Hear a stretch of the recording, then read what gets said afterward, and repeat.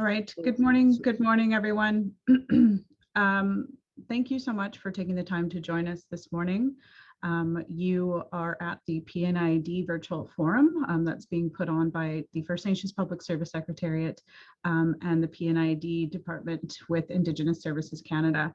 But before we begin our event, I'd like to call on Francois Prince to open up this event with a prayer. Thank you, everybody, and I hope everybody's staying safe and having a good day so far.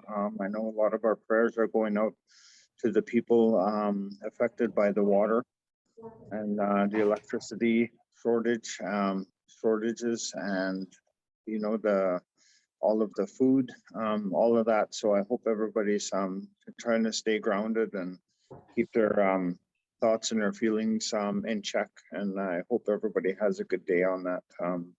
Just to be mindful of how they're feeling and how they're thinking, and try to stay motivated and encouraged to move forward through the day every day, and send out prayers for everybody that needs help. So I'm going to open in a prayer in our language, and then I'll translate it into English. Thank you for having me here today. Nezalcho, sucho nezilsa. Duchazat and atzosdil, ne pasta nene, gesdil choyan kadil zide bacha. Hone babayas, tistak, ventila ziane nezilsa. Ndala hanipe hotnine choda. Neba haye yastakas dilti, hui doya hotisashin, kes gantila. And did ne nega nebe nehilzit. Iga la naste hiltaswe oyashe hatil. Asha yin kadane naste iga hateditche. Nezelcho, Asha and D and Kane bainla. It's out a lay at Negaunenai. D yankat pangan akote hanai that I chanto. Zachte, and it's out and it's as tan hosanane bainla. Asha yin kadil sene wasn't ba hote. Nezelcho, so quatat ne. Benea tiltakne zeo ne kotse nahunil and et hoala naste ziane suhetadel wasanais ninsan nasti tasne tape hunsitilahole et hoane usifta et negahon and gesin dahone masin satne dahone. Great Spirit, listen well to us. We gather to put words forward for the good of our people and in Mother Earth, and in doing so, we speak for the feelings of all who would listen and take heed. We sanction the wisdom of the words our elders spoke in the past and the present. They have spoken, and hopefully these words will be implanted into the minds of our present generations of all people to encourage them towards a survival that is so necessary. Great Spirit, you have truly given us the responsibility to protect what you have created to sustain life on this earth. You have shown us to respect the forests, the rivers, the lakes, the mountains, and all the plants and wildlife so important to all the people. Great Spirit, we ask that you give us and all who speak the sanctity of wisdom from the past for encouragement to go forward into the future. We believe that all the people on earth will go forward into the turmoils of the future bravely if they listen now. Great Spirit, grant us the wisdom to impart the concerns of the past to make a better future. All my relations. Thank you for allowing me to open for you guys today. And again, I would just like to give you guys a little word about that prayer. I really enjoy that prayer so much. It's just it's a really powerful connection, so that it really helps me stay grounded, and it connects from the past to the present to our future. And I believe that by being aware of all of the water, the plants and the trees and all of those things that sometimes we forget to notice. I think these floods and things and the wind and stuff that is happening can bring us back to those reminders and connections for us to be mindful of how we're using the materials we use, even respect for our vehicles to bring us safely abroad. and you know, the safety, the health of our food. Our food sources are nourishing our bodies and keeping our minds sharp and our bodies alert, you know, for dangers, and especially our hearts, and in a good way, so that we could use it to help other people besides just ourselves. And you know, with a lot of things in our language are connected to the heart. Even the word for clock, you know, time is connected through our hearts. Sadzi means clock, but it refers to the heart of the sun. Strawberries are yunzi, which means the ground, the heart's on the ground. The owl is mustzi, and that refers to the heartbeat of the night. And also dadzi is a loon, and that refers to the heartbeat of the water. So just as you go through the day, just be mindful of all the different heartbeats that are in this world, and whatever you do, please take care of your own heartbeat. It's the most important thing that you have in your life right now, is so that you can use it to help others. You can help yourself, and you can help others with it. So that's what I'd like to leave you with today, is just have an open mind and an open heart for you to be able to connect to everything around you, so that you can help and be strong for yourself. Strength and guidance for everybody. Must see. Thank you. Yeah. Thank you very much. Thank you so much, Francois. Always lovely to see you, and thank you for your good words, your kind words. I've seen an outpouring of folks wanting to help each other, especially with the floods. I've seen lots of stuff online, bringing clothing, food, taking people in. So I think it's a good reminder that we're all human. It's a devastating thing that we're dealing with right now, and it's important to help your neighbor too as well. So thank you so much for those kind words, and getting this event started in a great way. Thank you, and I hope everybody has a good day. Thank you. I'm going to run back to class now. Okay. Okay. Have a good one. And good morning to all of you. Again, thank you so much for taking the time to spend your morning with us. I do understand that you might be dealing with larger and bigger issues, but still wanted to make the time to be here for this discussion today. My name is Selena Dorme. I'm the Manager of Engagement Capacity with the First Nations Public Service Secretariat. I'm also a member of the Tsleil-Waututh Nation here in North Vancouver, which is where I'm joining you from today. But I'd also like to recognize the neighboring nations also on this unceded territory of the Musqueam and the Squamish peoples. As I indicated, you are at the P&ID virtual forum. So if that's not what you intended to be, where you intended to be, welcome anyway, and I hope you plan to stay and hang out with us for the morning. As I mentioned, this event is being put on jointly with the Professional and Institutional Development Fund, the P&ID Fund Department, with Indigenous Services Canada. This event was put together more as a space for First Nations to share some of their capacity building projects and what they've been able to use the fund for to further their own capacity within their nation. So it's meant to be a sharing space primarily among First Nations and a networking space.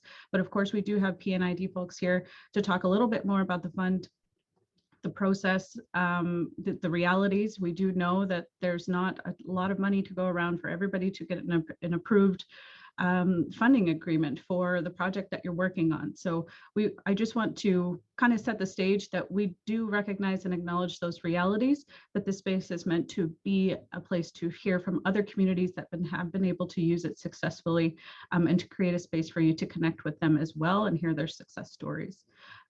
I do want to invite some folks from P&ID to provide some opening remarks before we begin with the plenary sessions with those individual communities. So I would now like to call on James Moxon from the P&ID group.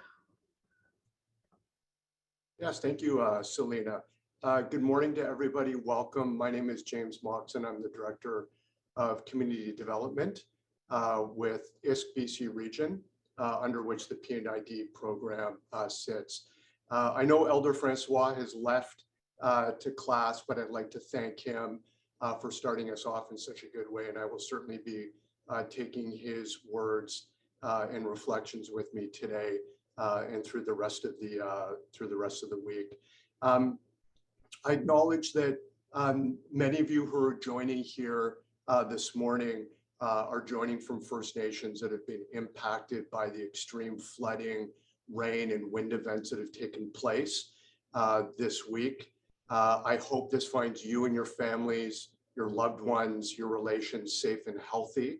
And I acknowledge and raise my hands up to the work that administrators and First Nations are doing right now in responding to the events that are before us.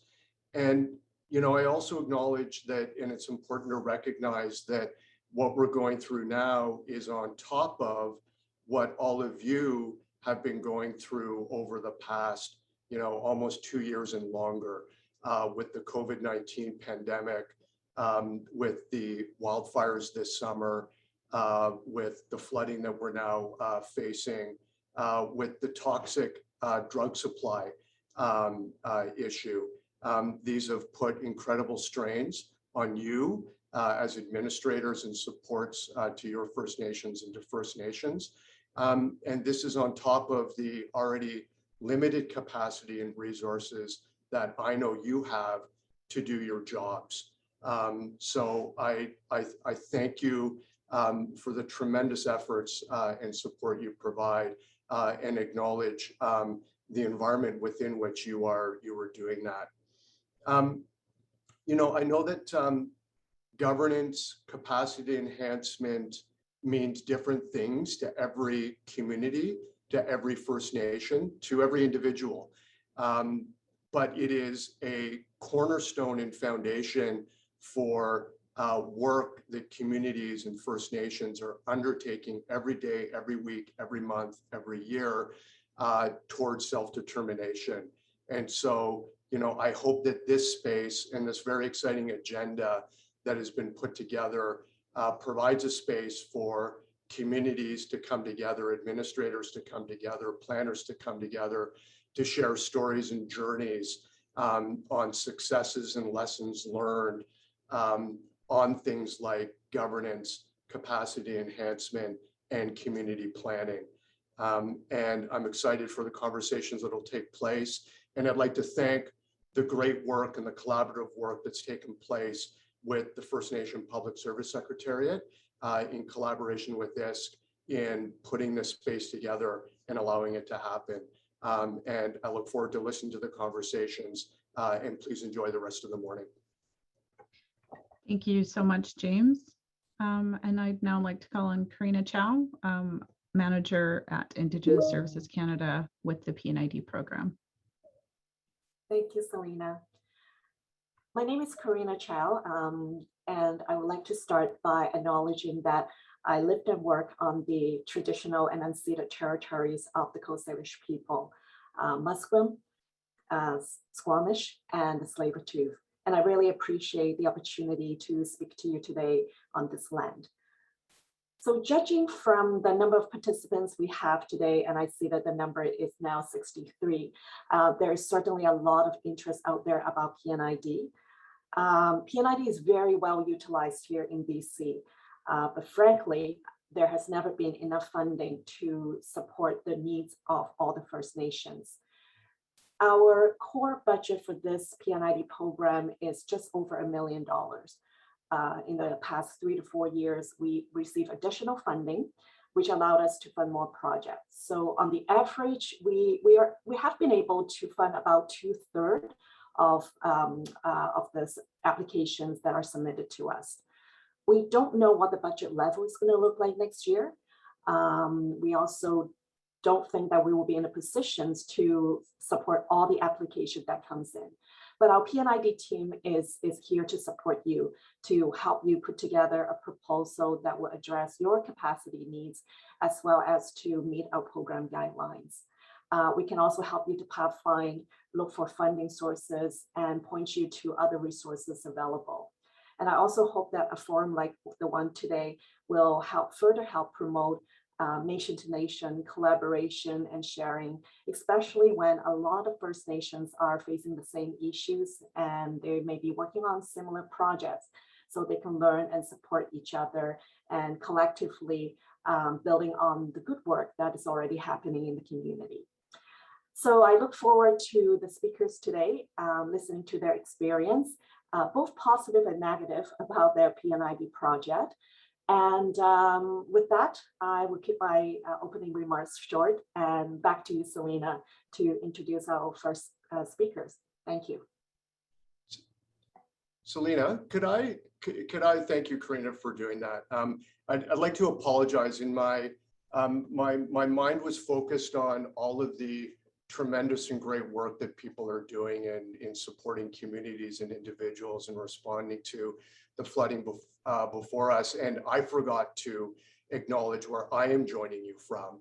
I'm joining you from the offices of ISK in Vancouver, from the traditional and unceded territory and lands of the Musqueam, Tsleil-Waututh, and Squamish. And I'm privileged and honored to be doing so. So I apologize for not mentioning that at the beginning of my opening remarks. And again, welcome to everybody. Thank you. Thank you so much, James and Karina, for providing those opening remarks and kind of setting the stage for the rest of the event for this morning. So for the first part of the morning, I'm only going to quickly run through this because I'd like to call on our speakers to kind of get the day underway. But between 9:20 and 11:05, which we'll have a break at that time, we're going to hear from a few different First Nations. So our first plenary session, we're going to focus on some projects related to governance and capacity enhancement, and then we'll hear about some financial management specific projects, and then move into comprehensive community planning. So we do have a few First Nations to touch on some of their projects. Their presentations are going to be fairly short. We are going to allocate some time. Just jump in if you have questions throughout the session, because they really are only going to be sharing about 5 to 7 minutes each quickly.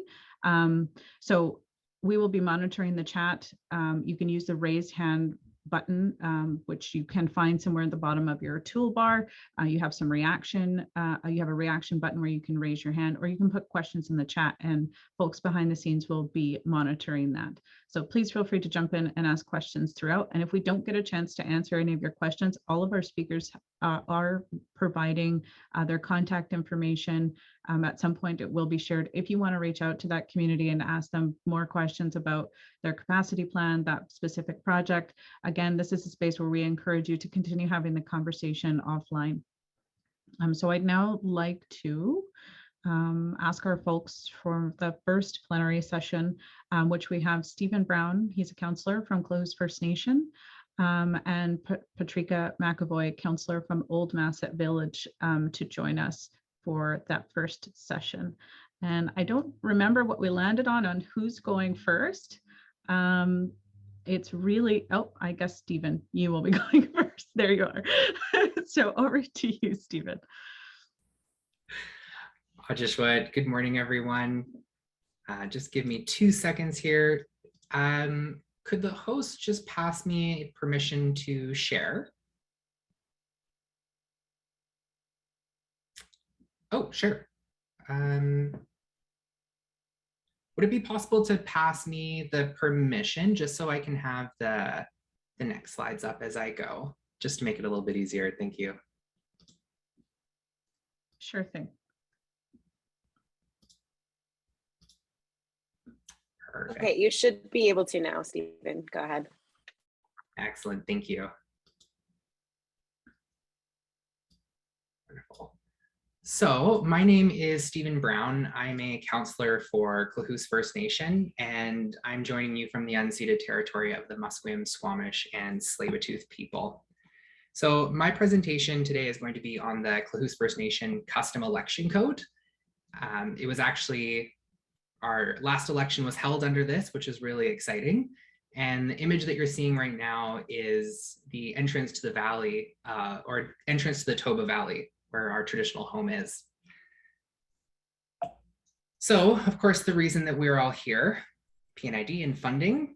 And so our project was a bit tricky to start. I was not on council at the time, and I was trying to get this project going and was told, if you find funding, we will support it. So went out and started looking and managed to get 2 streams. So the first was professional and institutional development, and the second was New Relationship Trusts Fund for direct support. So the total that we had was $65,000. It was enough to make the project work.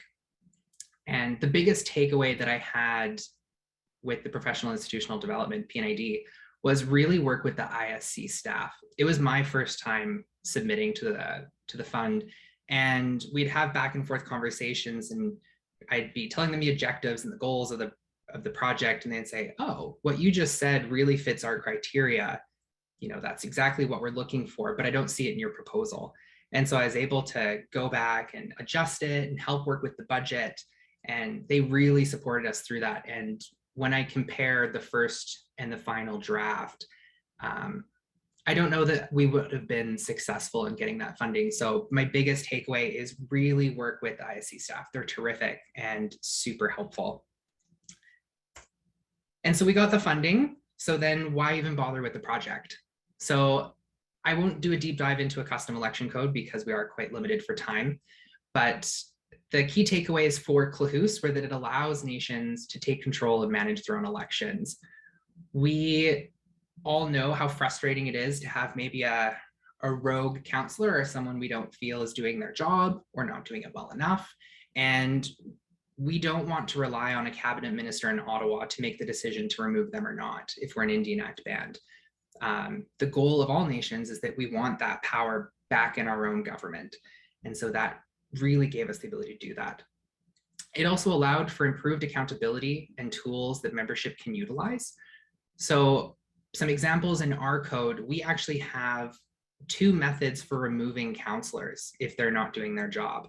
We can do an appeal from membership or a letter from council. And I say letter specifically because we avoided the BCR route. And it also allows us to identify those common expected principles that our counselors operate under. We used an oath of office to ensure that you couldn't take office until you agreed that you were going to follow those principles set out by membership. And one of the big reasons for us is that it didn't require a treaty, self-governing agreement, or any of those. We've been in treaty for almost as long as I've been alive. I'm young, but I'm not super young anymore. And in my mind, I didn't want to wait for something that may or may not happen. We could do this. It's a bite-sized piece of self-government, and we went for it and we succeeded. Thank goodness. And so the next piece that I think we can never spend enough time on is engagement. So the picture that you're seeing right now is our multi-purpose building on Cortez Island. This was one of the 2 engagements that we held there. And the engagement strategy was pretty straightforward. So we wanted to do as many in-person engagement. We were lucky to do this before COVID, and I'm looking at the time and I will speed up. So we did 8 in-person engagements.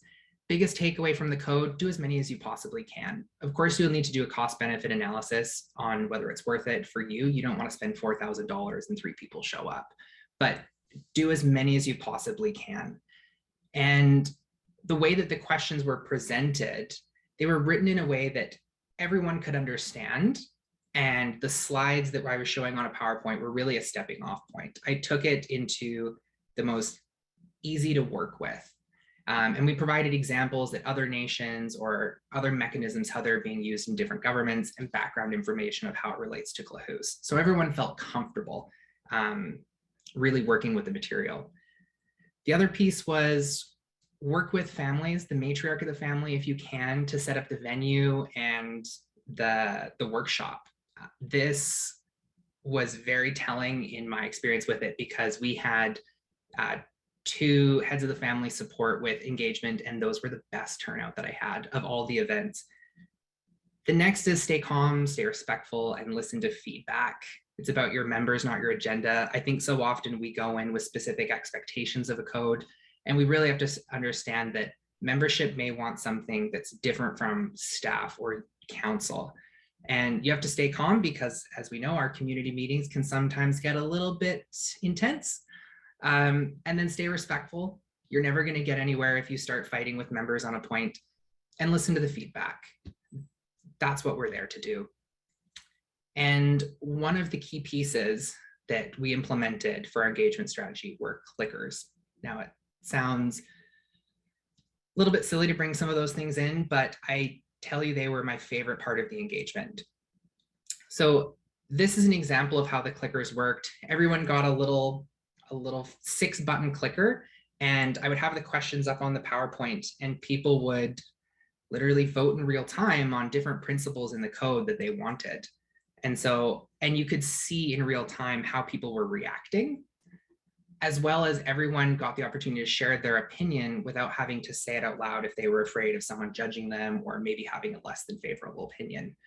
And it really got some great feedback. So now in our code, as you can see, in one of the engagements, it was 100% response that if you are going to be on council, you shouldn't be able to distribute assets of the band.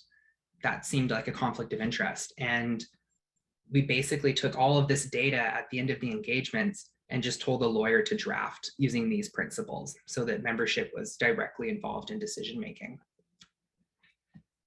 Almost wrapping up here, I promise. Lessons learned: give yourself more time than you think you will need. I did not budget enough time, to be honest. We had to go back and forth a few times. There were more hiccups than I could have expected. And I wish that I'd given myself that buffer so that we weren't panicking in the final hour. Include your electoral officer. We had a lawyer draft ours, and afterwards, when it was implemented, our electoral officer kind of gave the nudge of, hey, there are a few little pieces that you might want to include if you're planning on doing some revisions. That makes their job easier because they're the ones who are going to be rolling this out. Spend as much time implementing as you do developing. The election went well, I would say. For a first time under a new system, it went very well, but there's always hiccups, and we could have budgeted more time for engagement after the code was implemented and working so that people felt comfortable engaging with it. Have a governance strategic plan. When I was working on this, we had very limited policy. We didn't have a lot of governance work. And so we tried to cram as much into this code to do as much as possible. But shortly after, our governance planning and work really took off, and we already need to do a revision to our code that something that's in the code should really be in a different policy that we already have. And so try and have that strategic plan in place so you know where you're going and you don't have to go back and do revisions. And the last one, make people laugh, especially when it's boring, because election codes are not always fun. They're very complex, and people tend to, the eyes glaze over and they don't want to listen to you anymore. And I know you want to keep us tight for time, so I will close there, but I just want to say thank you so much for having me and letting me present. My information's up here, so please feel free to reach out if you're thinking about doing it. I can tell you a lot of what not to do in the project. So thank you so much, Umut. Thank you so much, Stephen. I'm much appreciated for being cognizant of time. Thanks so much. I'd now like to call on Patrika McAvoy she is a counselor with Old Masset Village. And before you begin, Patrika, I do just want to remind everyone that there is a link, and we can reshare it again, of the meeting kit. So not every presenter will have a slide deck, but anybody who does, it will be in that meeting kit link. And there's also the agenda and some other delegate information to there as well. We have no questions so far, so over to you, Patrika. Sangay Sit Lagan, good morning, everyone. It's a pleasure to be here today. My English name is Patrika McAvoy, and my traditional name is Hultgas, and I come from Wilpstead-Tanlahacht. And on my father's side, I come from the Yakalanis Janas clan. I'm really honored to be here today. So we've utilized this funding as much as we could. And this is my second term in office. And I think as a governing body, we've learned a lot of things that work and a lot of things that don't work, especially with application processes. I found with the PP&ID funding, it was a really good process. And one thing that we've been exercising as a nation is, if there's something that doesn't work, to communicate that with whoever you're working with to do an application. My battery's dying here. So hopefully I don't jump off before my battery dies. I apologize. So that was what we did. We applied and we were told there's money, and then COVID hit. And then I was like really panicking because of how meaningful this project is for our community. We are really focused right now on nation rebuilding and focusing on rebuilding some of that trust. There was a lot of asks that came out of our community comprehensive plan, and that's something that we've at our table that we've taken to implement as much as we can in everything that we're doing to serve our community. So we can, and this picture here, it's out on our North Beach. So this is facing towards Alaska, and you can kind of see the mountains off in the distance. And this is where all of our food gatherers go, and they go out there and they get clams, cockles, different kinds of food sources that we have there. So I just thought it was really beautiful because I know my children's family spends a lot of time out there gathering food, and we really are lucky to have that as a resource here. We can go into the next slide. Thank you. So I did touch a little bit on our process, and we had to stay committed because when COVID hit, there was a lot of funding that had to be made available to support the needs of communities for COVID. So we were like, do we get this funding? Do we not have it? And we just had to keep building that relationship. Like, hey, we're here. We would still really love to access this money. We were told that we can get it. So just being focused on relationship building. And then we were finally able to receive the funding. And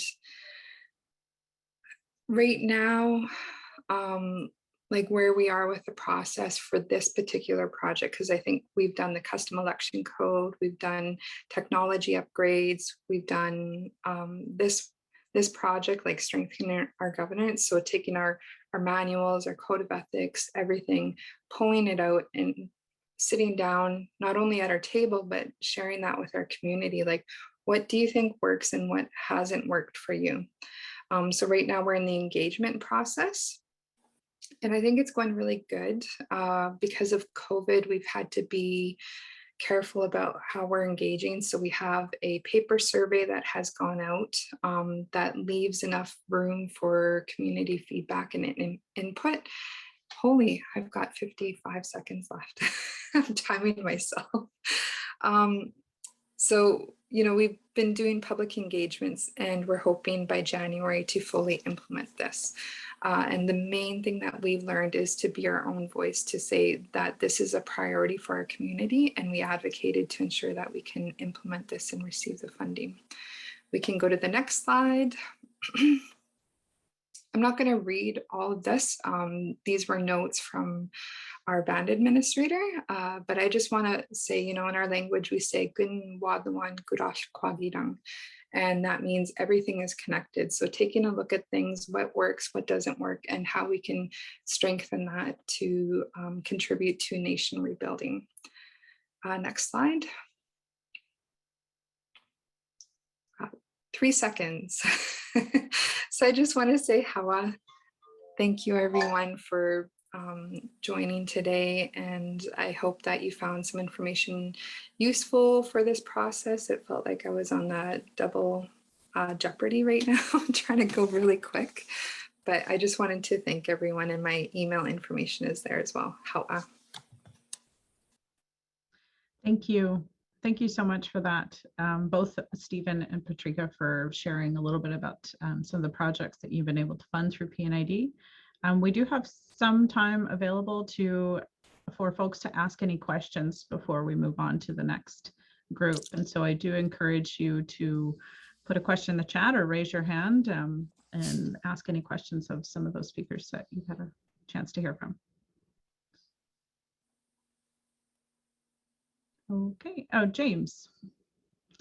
Yeah, Selena, please prioritize questions from other people first. So if there are no other hands up or questions in the chat, I'll pause for a moment.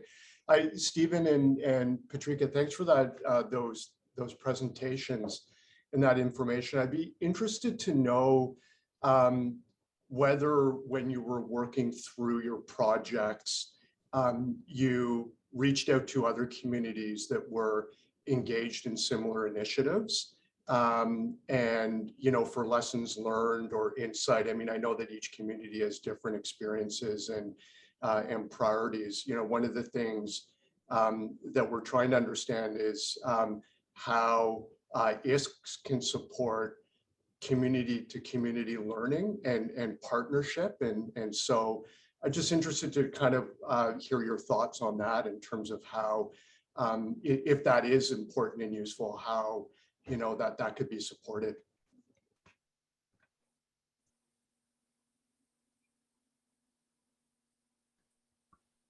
We're waiting to see who goes first.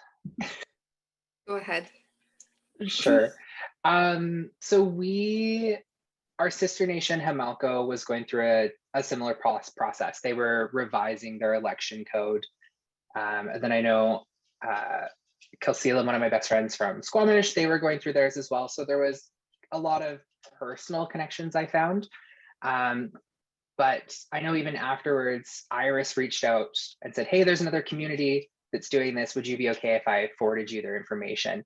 And so I have found that the staff are really helpful. If you ask for a resource, that they'll definitely connect you, or they'll go out of their way just to find it themselves. So, but yeah, an inventory is very helpful for contact information. I know there's a lot more nations that did this work that I could have reached out to. Thanks. Oh, go ahead, Patrick. So I think for our community, we've been focusing on our governance on island here. So working with our other communities, taking a look at our policies and procedures together and evaluating, what we can do between the two different councils to ensure, well, 3 different governing bodies to ensure that we're going to have the best practices that we can. And it would have been really great to have have more connections. Like I did reach out through my personal contacts as well, but kind of like a mentoring system, like being, even if you're just sharing that contact information for another nation who's doing the same initiative, it would have been really helpful for us, and to create those systems would be amazing. Thank you so much. And mentoring is something that we've heard kind of all around, and ties to a lot of the different capacity building initiatives that First Nations are working on. CCP has a wonderful mentorship group too as well. So I cannot stress that enough, the importance of that. That's something that FNPSS continues to support, and kind of support the driving mechanism of connecting nations to continue that knowledge sharing. There's one question in the chat specifically for you, Patrika, on which contractors you used for your project at Old Masset. And if you're not comfortable saying in this group, we can definitely put the name, give you the name of the person, but if you're comfortable saying who that is, then that's okay too as well. Yeah, sure. So we actually reached out to ISK, to who we were working with on the application for a list of people to go through. And then we took that to our committee, and we did interviews with each contractor. They were given the project outline, and then they were to submit their information. And we had some discussions, what is this going to look like? What are the needs that we need to ensure that we're going to meet, like our deliverables? And then we made this selection from there. And it was really interesting because our contractor that we selected, it was actually his father who wrote our first package, our governance package with our policies and our procedures. So now it's his son working with us to revise it. And I think it's really interesting that way. And his name is Jamie Starrett. So he's brought a lot of amazing information to the table. It seems like he has a lot of experience across Canada, working with many Indigenous nations on capacity building and strengthening their governance. So I feel that, it's been an asset to our nation. Hawa. Great. Thank you so much for sharing that. There was one other question about where to find all the information, the agenda and other slide decks, and the link has been shared again where all the meeting kit materials are. So that's your agenda, delegate information, any slide decks that are shared. The slide decks do have contact information for any of those speakers, but we can share the other contact information for those who don't have slide decks. So hopefully you can all access that. And we are ahead of time, which is great. So I think there are no more questions. Then we're going to go ahead and move on to the next plenary session. So next up is Karl Marlon. She is the Director of Finance at Lil'wat Nation. And then following Karen, we'll hear from Diane McRae, Executive Director with the Gitxsan Government Commission. So Karen, you can go ahead and turn on your audio. Thank you. So I do not have a nice slide presentation, sorry. So hopefully you can just follow me. I do have notes, so if anyone wants them after, I can always send them to anyone. So I'm Karl Marlon. I am the Director of Finance at Lil'wat Nation. So we're in Mount Currie, just north of Whistler. And I'm honoured to talk to you from the unceded territory of the Lil'wat people. So I have been with the finance department for 3 years, and we have had 3 successful applications to P&ID funding in that time. So our experience overall has been a really positive one. So this funding has enabled us to strengthen our financial management, and it really takes the pressure off of our budget. Because we know that we're going to get these funds for this specific purpose. So just to kind of talk very briefly over our process for these funds usually starts at the budget time. So we kind of work with the departments, how are they going to meet our strategic plan and what are their goals for the year, and figuring out, is there a way that P&ID can kind of fit into that. One example of a recent application that we made was our public works team has a really manual work order system. So just a lot of paperwork for the finance team, for the public works team, and it kind of leads to invoices being late, and then there's collection issues. So we kind of worked with them to come up with a new work order system, which would kind of take away the paper burden, integrate into our accounting system. And we were successful in that application, and now we're kind of rolling that out, and that's been really helpful for all the departments. Just with the applications that we have made, like the type of projects that we have done, we have worked really closely with our IT department to get quotes to make sure that the budget that we submit is correct. So my kind of advice as well around that is to make sure that your quotes are really accurate. We have been stung a little bit in the past where we have reached out to a consultant for a quote for a certain project, and they haven't necessarily given us the correct quote, or there's been a module that we kind of didn't know about at the time. And then the cost has kind of fallen onto us to pick that up if we wanted to go ahead with the project.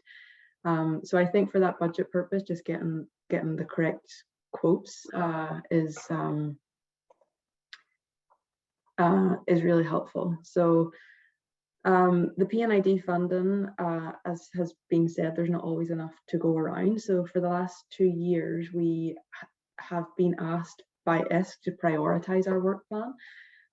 Which has been actually really helpful, because sometimes there is kind of limitations on the time frame, and I really appreciate that it's worked with us to kind of ask us how we can prioritize our plan and not just say, there's no funding available for all of this, but actually give us the opportunity to amend the plan and kind of work with what we can actually achieve this year. And whenever we've done that, we've then been successful with the amended project that we've submitted. So I thought it would be helpful to give you some examples of what we have applied for in the past. So I think a few years ago, we've used the P&ID funding to create our financial administration law, which has been really helpful to open so many doors for us. Most recently, we've used it to update computers in the finance team. So we had really old machines in finance, and it was kind of causing a lot of performance issues. So we were able to update those, and we kind of moved away from desktops, and now we use laptops. So it was actually been really helpful for COVID because we can kind of hot desk, so go to a quiet part of the office and to kind of work from there. We've used it for data classification and consolidation to make sure that our data is secure and being backed up properly. And we've used it just to upgrade our accounting software and then to implement a new work order system. So really improving our financial management and strengthening our finance team. So I think the main lesson that I kind of have to give to everyone from my experience with this funds is just to plan. I think planning is really important. We have kind of based our project before on projects that take 12 months to kind of roll them out. And we've then kind of scrambled at the end of the year with like 3 months left to kind of get this project done or get the funds out the door. So really by the time you apply for the funds have been approved. If ISC have come back to us to ask us if we can amend and prioritize our plan, that all takes some time. And if you, for example, can't cash flow your project and you kind of need to wait for the funds to hit the bank as well, then sometimes there's not a lot of time left. You're maybe kind of sitting with 3 months at the end of the year to spend these funds before the end of March. So I think planning properly and really assessing, can your project be split into 2 parts, for example? So if you have a 12-month project, could you apply for the first 6 months of that project in this year and then work with ISC to apply for the rest of that project in the next year, which just kind of takes the pressure off the March madness, I guess, to kind of try and get those funds spent in time. And that's kind of all I really wanted to share. That's my experience with the funds. And yeah, if there's any questions, please let me know. And I just wish everyone good luck with their applications. Thank you. Thank you so much, Karen. I think I'll pause here for a second if anybody has any questions before we move on to Diane.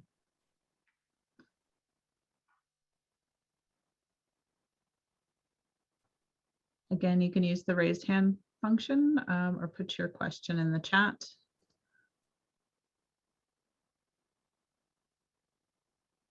Okay.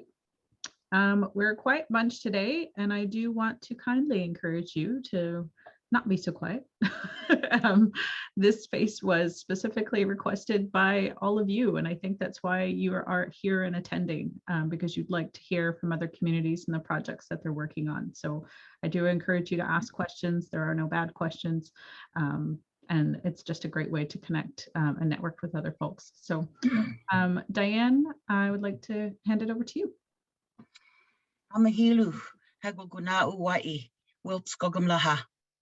Good morning, everyone. My English name is Diane McRae of the Fireweed clan from the Gitxsan Nation.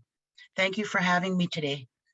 I work for the Gitxsan Government Commission in Hazelton, BC, and we're representative of 4 communities, namely Sigadoch, Anspayuk, Gittinmax, and Gittinyao. Our organization ourselves, the Government Commission, we don't often apply for P&ID funding, mainly because we don't want to be competing with our member nations for the same funding pools. The project I'll talk about today was a joint venture between ourselves and the 4 member bands. We had applied for and received funding to purchase the Zintax enterprise system for all 4 bands and ourselves. The idea came out because we were having substantial difficulties in consolidating the social development reports for our member bands. All 4 of our bands were using various financial reporting systems, so the only way we could consolidate the reports was to do it manually. And so this opened the door to human error. So we decided there was a need to streamline all of our financial accounting systems so we could electronically merge the reports. The data management system grew to also include finance, which would be the general ledger, accounts payable, accounts receivable, payroll, and reporting. We also added band membership, housing, and capital asset management. The social development, finance, and membership modules have been operating successfully now for almost 2 years. Housing and capital assets are still being implemented. As you can well imagine, each of our member nations' inventories requires substantial data input. We hired the Zintex company to install the systems and provide the training for all of our communities. We had an accompanying support agreement, and the required server hardware was also included. During the initial implementation, we hired data entry clerks. Otherwise, it would have taken our communities months to input the data that was necessary in order for us to utilize the system. The impact of all of our members being on the same financial system has been very positive. There's greater accountability from program managers to finance, from finance to chief and council to their members. Our funding agencies are happy because the reporting has been streamlined. Our statistical information is readily available, and the financial information is consistent, up to date, and accurate because it is all uploaded as checks are produced. The P&ID contribution allowed us to purchase the system. I believe we received a little over 100,000, and that was for all 5 organizations. The financial and data management information provides us with project and program reporting at the touch of a button. Some of the other projects that our bands have applied to P&ID for include custom election code, governance training, comprehensive community planning updates, land use planning. One of them applied and got money for a housing internship, policy development, and financial system upgrades. Overall, GGC and our member bands, the experience with the P&ID process has been positive and timely. And good luck to those that are going to be applying this year. Sabah, thank you. Thank you so much, Diane. Much appreciated. And you'll have an opportunity to hear from Diane a little bit later in the breakout sessions. She is actually one of our members of our board here at FNPSS. She's part of the Band Administrators Advisory Committee, and she's going to be sharing a little bit about the mentorship initiative that FNPSS has. So you'll have a chance to hear from her as well. Again, there is a question, I think this is specifically for P&ID. Can we use P&ID funds for software upgrade, moving from manual purchase order to electronics purchase order? So we do have folks from P&ID behind the scenes to answer some of these technical questions. So jump in. Maybe Karina, that's you. Sure. Yes. And as you can hear from Diane and other, that doing a software upgrade, whether it's hardware or software, could fit under the P&ID program guidelines. And I guess the question will be, whether the purpose of those software will be used for the strengthening the core administration. In the breakout session that Brett Satterson is going to hold later on, he will go into a lot more details about the 10 pillars of government. That's where the type of eligible activities that we'll be able to support. So maybe we will later on can hear a little bit more about the type that John is looking for and to see whether it will fit or not. I can also comment on, I think, what Karen spoke about, because we do have some restriction to this P&ID program being an annual program where the project has to be completed within a year. And sometimes our budget, we may get additional funding throughout, like at the later part of the year. And knowing that when you only have 2-3 months left, It is difficult, and we do appreciate the First Nations working with us to modify the activities to look at which portion can be completed in a shorter time frame. Sometimes when, let's say we only have 2-3 months left, purchase of a hardware may be the easiest way to complete within that time frame. Custom election code certainly will take a lot longer than that and would not be completed in 3 months. So we can certainly work with you to see what will be possible, and totally recognizing that, because of the uncertainty of the budget level, because of the annual program cycle, it does make, sometimes a little bit more work. We ask First Nation to modify their program. And if they have more than one project, then we can help them to see which one can be the priority to go for it right now. And then maybe another part of the project to be implemented in the next fiscal year. Great, thank you. Oh, one more follow-up question from John. Could we have an extension if the project is not completed during the fiscal year? We work on this on a case by case. If the project has already started, and we totally understand that there are circumstances why those projects may not be completed as planned, so we can work with them and to see if the funding can be carried over to the new fiscal year and to complete in the subsequent year. So it is possible, but we do work with the recipients on a case by case. Great. Thank you, Karina. And thank you, John, for your questions. Any other specific questions for P&ID at the moment or our speakers before we invite the next group? James. Only if there aren't any other questions. Nothing right this second. Okay. Karen, Diane, thank you for your presentations. My question is for you, Diane. I'd be interested to know, not being a tech person and having no experience with the software, and you talked about the training and supports initially to have everything set up.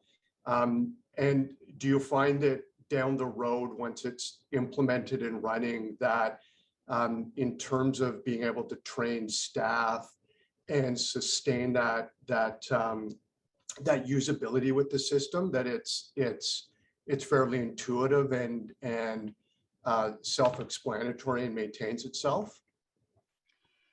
Well, we've got a couple of champions in our bands that picked up and are technical people. Our financial controller here at GGC has gone out and done some training for new bookkeepers on the system. Social development workers have all, fortunately for our bands, most of them have been in place for over 10 years.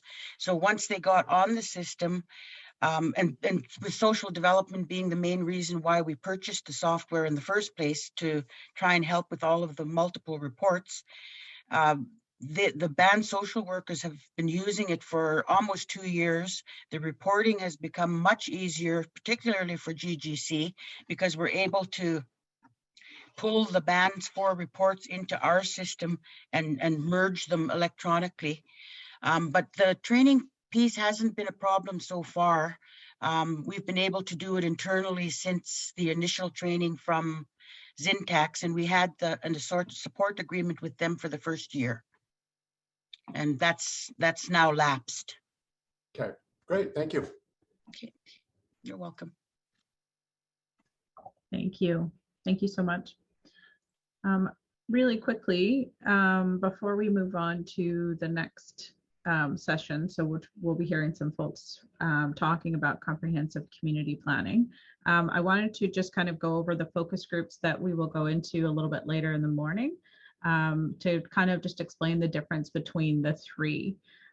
So you have some time to think about which one you'd actually want to join. So everybody will be pre-assigned to whatever one you selected during your registration. But if you find that after this explanation, or you get into the session that you don't actually want to be in that one, or you already have a good idea of what P&ID is, for example, and you find yourself in 101 and you want to go somewhere else, you're more than welcome to do that as well. But the P&ID 101 session, So this is for first-time applicants. This is for if you've never heard of this program or you've never tried to apply, you know, on behalf of your nation for a specific project. This is kind of just the place to get all the information, the preliminary information you need to know in order to do that. And I'm wondering, just by a show of hands, if there is anybody who is like, I've never heard about this program until today, or I've been tasked with just like, hey, there's some funding over there. Go figure it out, go learn about the program and sign up for something. So let me know if you fall into that category and or you're very interested in joining P&ID 101.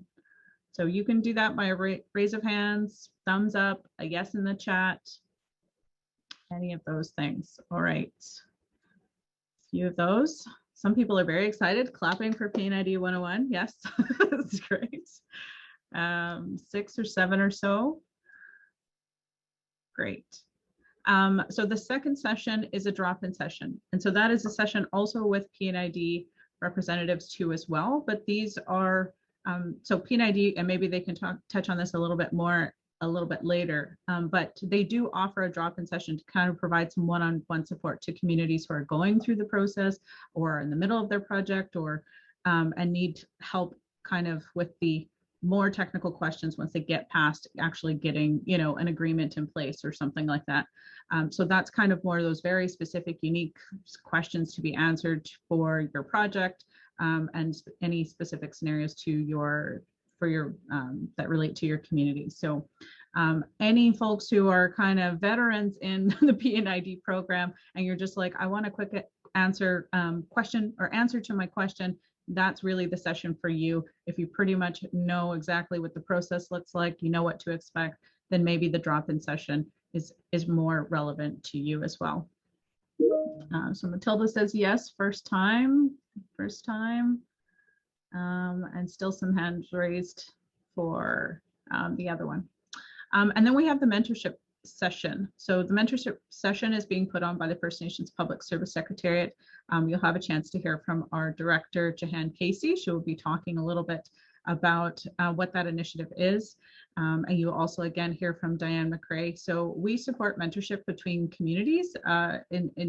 Primarily we focus on band administrator to band administrator mentorship, but that's not to say that other program managers or directors of other departments can't find mentorship support within this group. So again, it's a space where we continue to encourage communities to talk to one another, share tools, resources, contact information of folks that they've reached out to that have really worked well for them.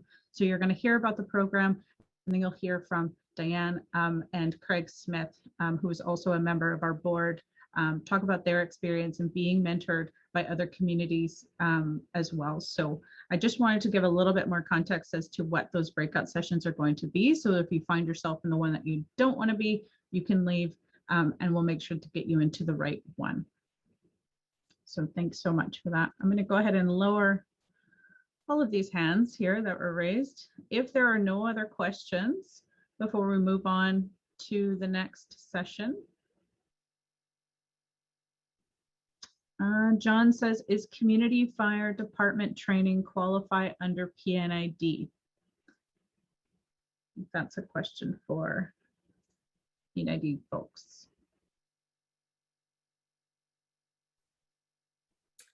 Hi, I think I can answer this question here. Community fire department training, because it is more directly related to a specific program, likely not. You will see from the program guideline and what Brett is going to go over in the P&ID 101 session that it will likely not be eligible. And I don't know if the community fire program or emergency management will be able to support funding for what you're looking for, but we can certainly look a little bit further on that.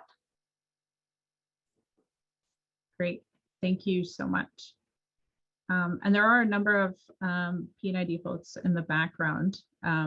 If you want to just send them a direct message in Zoom, you could also do that too as well.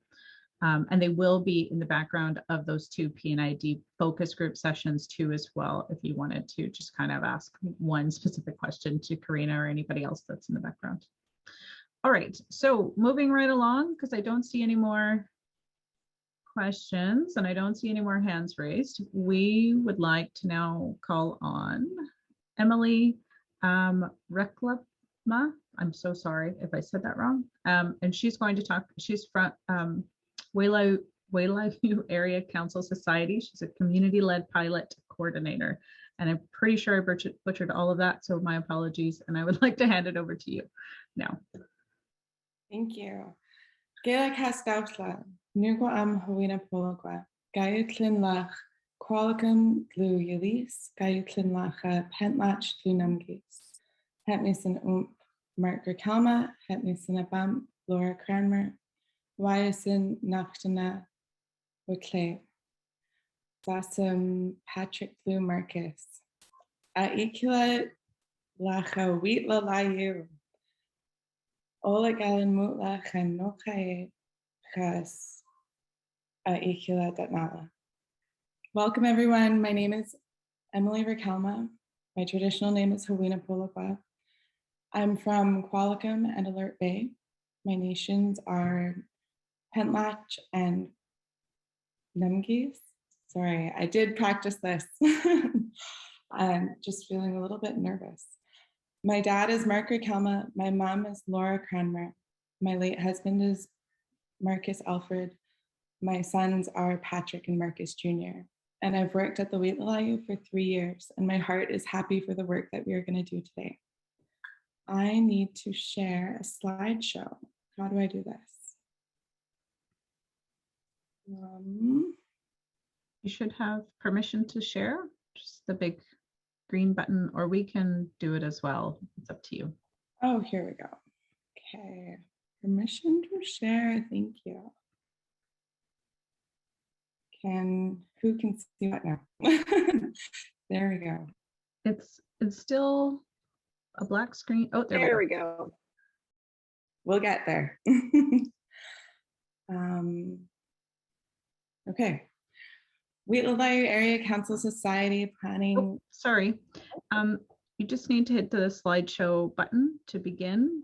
Otherwise, we see all of your other slides. So at the bottom right, those little buttons down at the bottom, the slideshow button. So a little bit over to the right, right next to where you can zoom in and zoom out. There's a little thing that looks like a table. That one, yes. Yes. That's your slideshow button. Perfect. Yeah. Okay, now that we're here. The Wheatlayu Area Council Society Comprehensive Planning and P&ID Funding Application. I'm going to, so now that we're here, we'll just, there we go. What is Comprehensive Community Planning Funding? It comes from ISC, Services Canada, Indigenous Services Canada. It's funds that help empower communities to create their own. How do I sneak you guys over here? Sorry, I'm sure you can't see where I'm at here. Funds that help empower communities to create their own plans for the future. And the remarkable part about CCP is no two are the same. They are all unique to their communities. When applying for professional and institutional development funding, the key is to know your community, its history, and who you're representing. Share your story as clearly as possible. Speak to your ISC representative, review the application with them, and research your community's needs and find ways they fit into the 10 functions of governance. So we've already touched on the 10 functions of governance, but they are key to any application. These are your keywords. These are the ones you want to use. These are the ones you want bold. This is what will promote your application and help them stand out to the representatives that go over them. Because it's not just the people that you're applying through, it's their higher ups and their higher ups. And at the end of the day, you want your story to be clear to those in Ottawa who want to send, who want to be able to, they want to be able to justify these funds being sent over. So there's leadership, membership, community involvement, planning and risk management, policy, lawmaking, financial management, human resources management, information management and technology, external relations, and basic administration. These keywords, You use them 3 or 4 times and you elaborate on them. This is how you make friends. This is how this is going to work for everybody. I love applying for funding. So know your story. I'm going to share a little bit about Wheatlalayu and our story. Wheatlalayu Area Council Society is the community that was developed through the displacement of our neighboring Kwakwaka'wakw tribes and villages through the movement of the Indian residential schools. On the left is the St. Michael's Indian Residential School. That was what was built. Wheatlalayu is currently on the farmlands of the residential school. Initially, when the Wheatlalayu was developed, families were forced to give up their inherent Kwakwaka'wakw cultural practices and their inherent rights to receive a home. This picture over again, sorry, bear with me. Oh, it moves up to the top, perfect.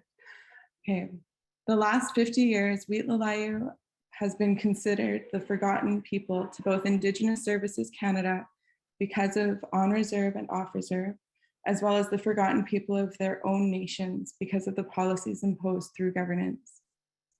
Today, Wheatlalayu has faced many land disputes against us, as well as we reside on the neighboring nation, Nemgis First Nation.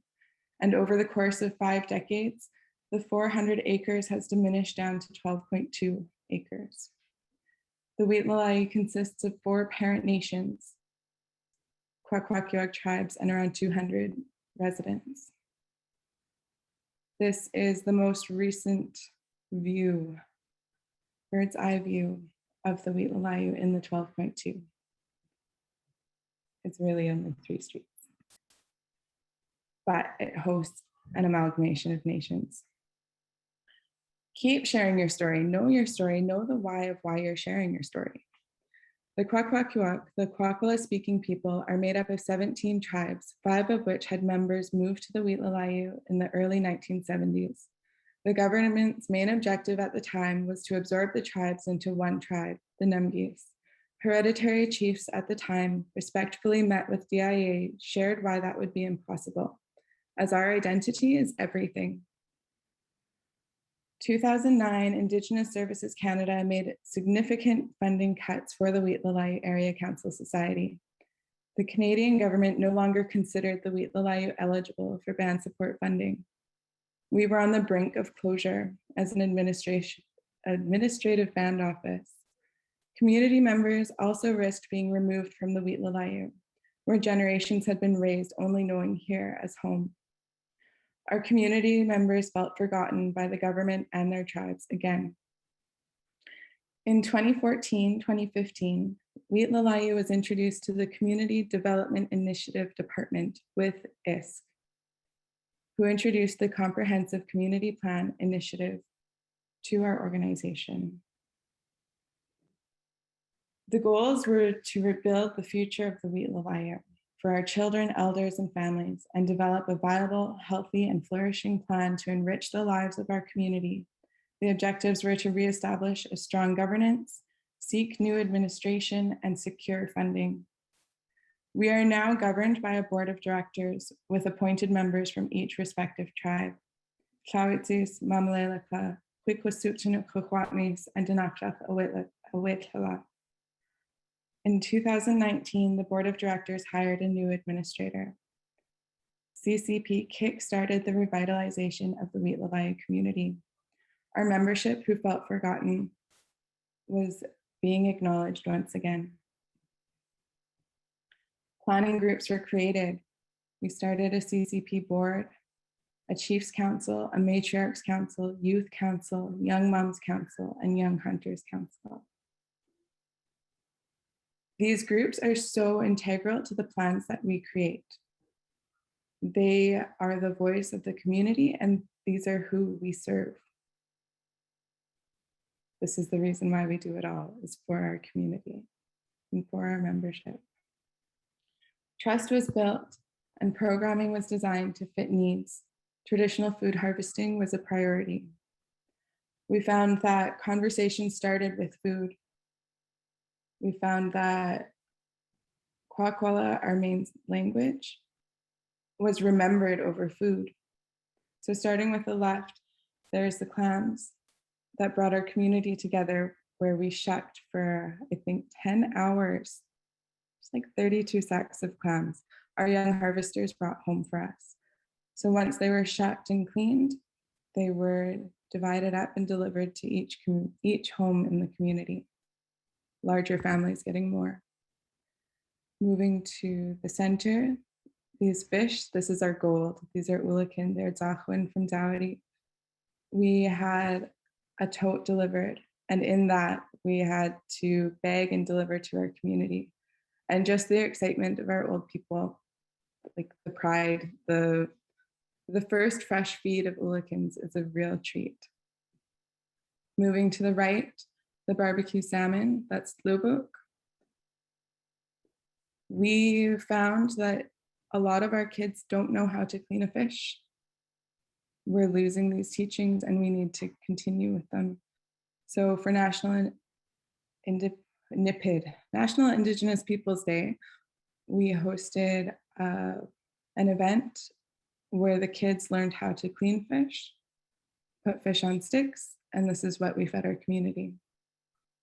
Moving over to the right on the top, this is harvesting tlakakstan, harvesting seaweed that we later dried. And going down to the bottom, we created relationships with Bella Bella, and they sent down herring roe. Oh no, they sent down their tlakakstan. We didn't gather enough. And we harvested herring roe here. So with these safe spaces being created, we were able to really empower our young men to know that it is their obligation and their responsibility to help feed our community. And that empowerment alone brought them out of all of these dark places and gave them a space to just be and to be proud of what they do. Moving along, COVID. Emergency planning and external relationships were built. COVID-19 response. Our team joined forces and was trained during the COVID-19 cluster in 2020. Alert Bay was one of the first communities that experienced a cluster.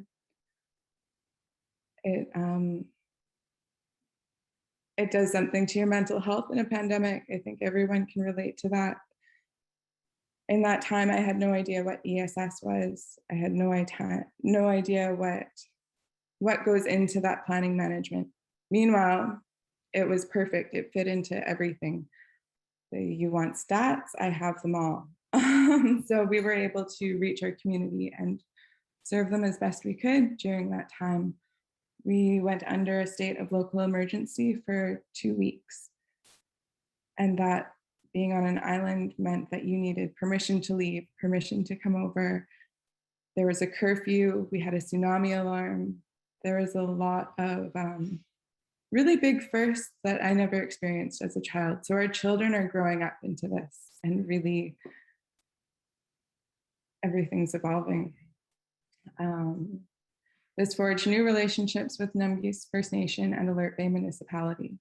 Now we meet every 6 months, I'd say, where we gather more information, and we're basically preparing for an earthquake. Not to say that that's going to happen anytime soon. Seems like flooding's the new hit. Food and necessities were distributed to every home in the Wheatlalayu. So part of knowing statistics is understanding how many households you have, who's your residents, who needs the extra support for meals being delivered for your elders, who needs that extra support where there's 5 children under 5 in a house and you can't come down to just pick up some soup. You actually have to deliver these to each family. So with the COVID response, our team went from hosting events to really being closer together and delivering. It was a really personal experience. And our community has had, I'd say, 10 cases of COVID in the last year since the cluster, which is, it's scary. Moving on, let's see if I can move this down. Events build external relationships. So on the top, sorry, I'm going to be pointing at my screen. On the top left is the Missing and Murdered Indigenous Women's March of 2020. This was our last event before COVID hit our community. We had over 250 people attend, and we marched from the ferry lineup all the way to the big house. And once we entered the big house, everyone was given that safe space to share their stories and to share their experiences. And a lot of our own community members had no idea what our experiences were here with us. These are important issues that are still valid today, and it's still dangerous. Post-COVID, going down to the bottom left, this was Orange Shirt Day. It was our first event since COVID shut down. It was the first time the big house had been opened. The big house is the Gyutsi is our place of governance. This is where all of our important work happens for the Kwakwaka'wakw. So it was really meaningful to have our community walk through the Wheatlalayu, as that was where a lot of the farmland was. And just to acknowledge the 215 in Kamloops, that really hit home, and our community is scared to find out if there's anything happening in our community, scared to find out what happens when we do start digging. And the preparation for that is going into really preparing the mental health support and availability for each community member, because we don't know what that will bring up. And hopefully that's nothing. And that's hoping. Next slide. So part of CCP is developing a constitution. The Constitution of the Wheatlalayu Area Council Society are to revive and restore traditional culture among the Kwakwaka'wakw community, to assist with community healing through cultural restoration, to promote, build, and maintain facilities to carry out the above purposes. When we first started with CCP, we hosted an event called Visiting Our Ancestors, which was a 2-day youth conference. And what was really echoed back to us was our kids need to know who they are. Yes, you live in Alert Bay. Yes, you have family ties to the Numgis, but at heart, you're from the Slawitsis, you're from the Mamalelapa, you're from Dinakshak, you're from Kwikwisichima, you're from the Muskama. And all of these pieces, once we start to understand what our identity is, that's what's going to strengthen our children, and that's what's going to create stronger leaders for the future. Wheatlalayu is very young. At the very bottom here, this is our 50th anniversary. We were established in 1971, and our tribes are an amalgamation.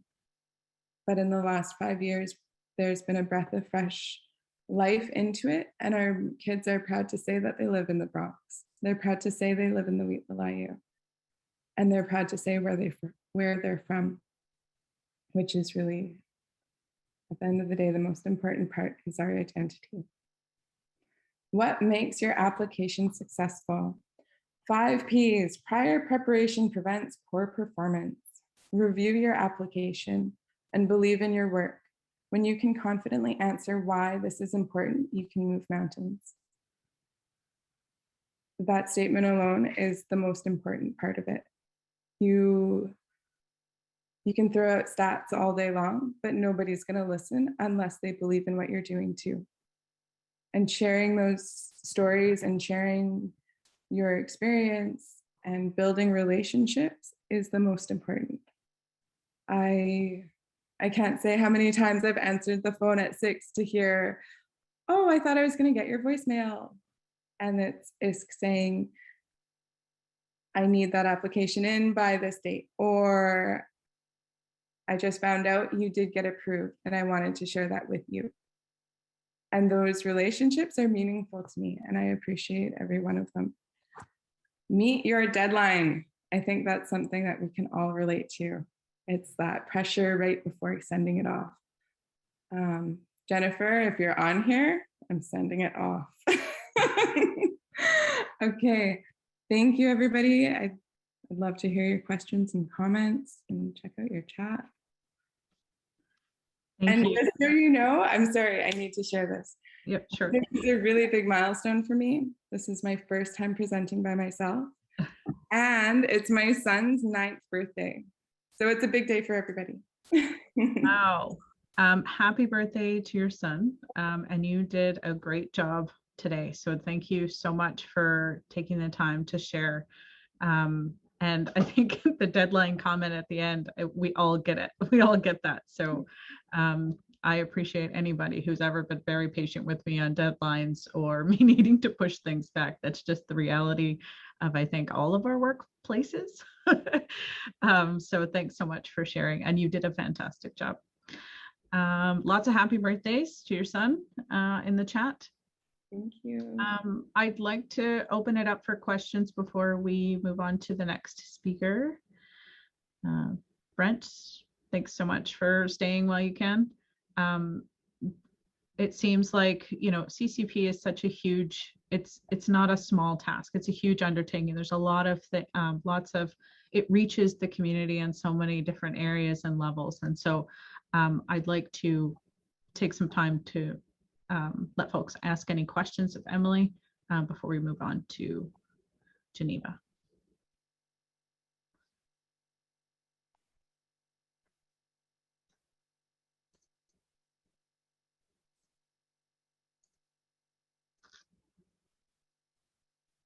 Go ahead, James. Yep, I don't see any other questions, so go ahead, James. Okay. Thank you, Emily, for that great presentation, and happy birthday to your son. I know what it means. My oldest is 9, right, and those are always very exciting moments, right, for the young kids. I'd be interested to hear. So the comprehensive community planning trajectory, as you laid out, is so dynamic and fundamental to the vision and the priority setting of a community. And I'd be interested to hear how, so when a comprehensive community plan is in place, then it's okay pushing on to implementing and working on what has been brought forward by the community, and we acknowledge the challenge in that, right? In how to pathfind and support that continued work on what the plan has identified, and I guess just interested to hear from you on your thoughts and challenges in that space, so that we can think about and understand, how to help pathfind and support the implementation of a community's plan. Wow. Okay. So all I can say is continue the funding, because the funding is what continues the plan. Once we set a date for the next meeting, we need to meet that date, and we need to be able to set another date, because now that we have our community's trust, we can't lose it again. It is so important, once you have trust, not to break it. And just with our first year, and then with the slam door of COVID, now that we are starting to open up, it is so important to, sorry, the sun's really bright. It's snowing all over the island, and here we are in sunshine. There we go. But it is imperative to keep that funding rolling, because we continue to plan, and these planning dollars are continuing on. My role with the Wheatley Area Council Society is a community-led pilot coordinator. So CCP is from the ground up. This is the community that you're representing. This is the membership. And then it funnels into the staff, and then it comes out to the leadership and the nations. I do the nation work, but since I've taken on CCP, it's relaying this information from our neighbors level, not to say level in any sense, because they at the end of the day are who we're serving. But it's really getting that information out to leadership such as yourselves and out to funding sources such as yourselves. So ISK, I love the funding. Let's keep going with it. It's amazing to see what can be done, especially when, yes, those 10 forms of governance, they're a mouthful, and it might take some time to really just digest those words. But in the same breath, once you look it up, you're going to find out how you can apply it to your community. And that's where the work comes from. We were able to, something as simple as a whiteboard, we use it every day. This is how we know our statistics. This is how we plan our good food boxes. This is how we plan our events, how we plan for our next meetings. But it's really keeping that trust with community and really knowing that there's always going to be a plan, and the evolution of it all continues. In the midst of COVID, we had a 3-day power outage and the whole North Island was out. Regardless of COVID, we still had to support our community. So we had generators and we had soup coming. We had meals, lunch, snacks in the afternoon, and dinners prepared and delivered. And for people that could come and pick it up, you have to be prepared for that and to understand that, yes, this funding over here is for that, but this is what we need it for right now. It turns into I'm not sure if I'm supposed to say this, but it turns into a shell game. Once you've got approval, you know that you can make action. And I think that's where communities get stuck is, oh, well, we have this funds and we have to stay still because we can't get it until it comes in, until the next banking day. No, once you're approved, once you know that banking day is at the end of the month or at the beginning of the next month, and you have funds over here, use them. They can be replaced. Just make sure you stay on top of that. It's supply and demand. If your community needs you now, if there's an emergency right now, move on it, because once you have their trust, that's everything. Thank you. Thanks, Emily. Thank you so much, Emily. Much appreciated. I believe Lena is going to introduce CCP right now, or is that in a little? Yeah, go ahead, Lena. No, I just wanted to provide some clarification when we were talking about comprehensive community planning. Comprehensive community planning, the bottom line is we are not a program, and therefore we don't have our own source of funding. We rely on P&ID, who's in the program has generously provided CCP resources to further comprehensive community planning in the region. We also have other resources from Capital in terms of planning.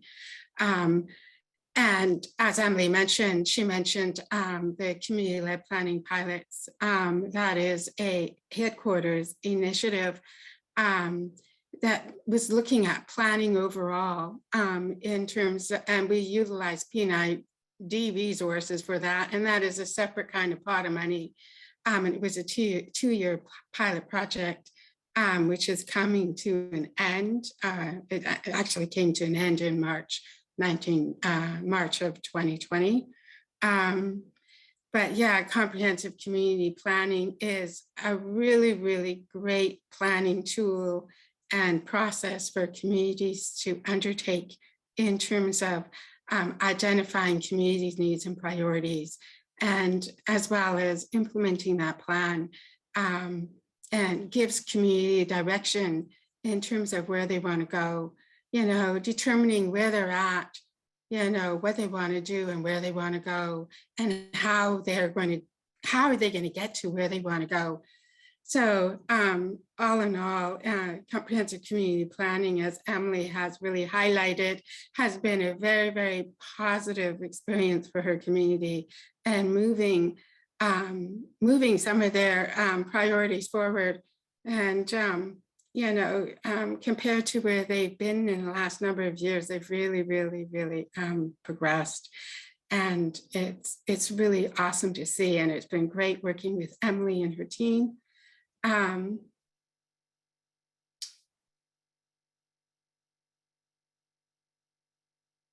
Yeah, so also a lot of communities have implemented their CCP, have utilized P&ID in terms of, increasing their governance initiatives. So I just will leave it at that. There's a whole other section on comprehensive community planning, and my team is here. There's Michelle Robinson and Jennifer Chong. So I think we've put our contact information in the chat. Thank you so much, Lana, for sharing a little bit more about CCP and kind of how that all came together and where the money actually comes from. Much appreciated for clarifying that. We have one more speaker, and her name is Geneva Mason. She's a counselor / community engagement coordinator with Kitsillas First Nation. And she's also going to talk a little bit about their CCP initiative and some of some things that they have been able to do as well. So over to you, Geneva. Awesome. Thank you, Selena. Thank you, Lana, for providing me this opportunity, and Michelle for reaching out. Just wanted to say hello to everybody. My name is Geneva Mason. I am from the Kitsillas First Nation. I work as the community engagement coordinator for Kitsillas full-time. I'm also a newly elected leader. I'm also the former CCP coordinator. And also just to mention that this CCP that we developed wouldn't be possible without the support of our people. And also the assistance that we received from Marin Luciani. She's a Meraki planning. She provided a lot of great help with planning and facilitating, giving that support, because we do have capacity gaps. And using several hats is tiring some. So I just like to let you all know that we started our comprehensive community planning back in 2018. I was working in the lands office at the time, and we hosted our first real engagement to kind of get the assessment of our community, where they were at, what they loved about our community, what they would like to change, what they would like to see do from our nation leadership to help our place be, a better place for our children and our community. So we comprehensive community plan that will help guide a nation in decision-making on reserve and result in a clear vision and action plan for our community. We are a land code First Nation, so this brings us a lot of knowledge in terms of our reserve lands and how we govern ourselves.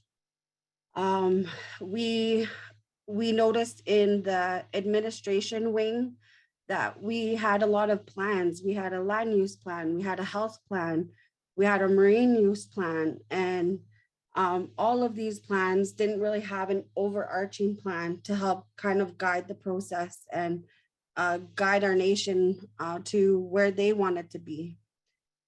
So we came across some funding through ISK, through the PID, and we got excited because it was $30,000 you can first apply for, or $75,000 altogether. And you first get 30 grand right off the bat to start your engagement sessions. The community was excited because we haven't had a band manager for some time. We haven't had a band manager for 3 years. We just recently hired one on June 14th of this year. And things were getting difficult for the directors to understand what the community wanted and where they wanted to go. And so once we applied for the money, we were awarded the $75,000. We started our CCP journey. We were able to conduct our first round of engagement by advertising all over radios, our website, our door-to-door newsletter. We provided childcare, transportation for our people. we have limited resources sometimes for First Nations traditional foods. So in our town, Polly's Cafe is Chinese restaurant. We say it's our second traditional foods along the north. So we provided as much as we can to get the people out. And within our routine, with the people that we like to engage with is, first of all, is our elders to introduce what a project, any type of project is. Secondly, we would go to our general community just to be able to introduce the project at a higher level. And then we would break it down throughout the next few days after that. So we would have a youth meeting.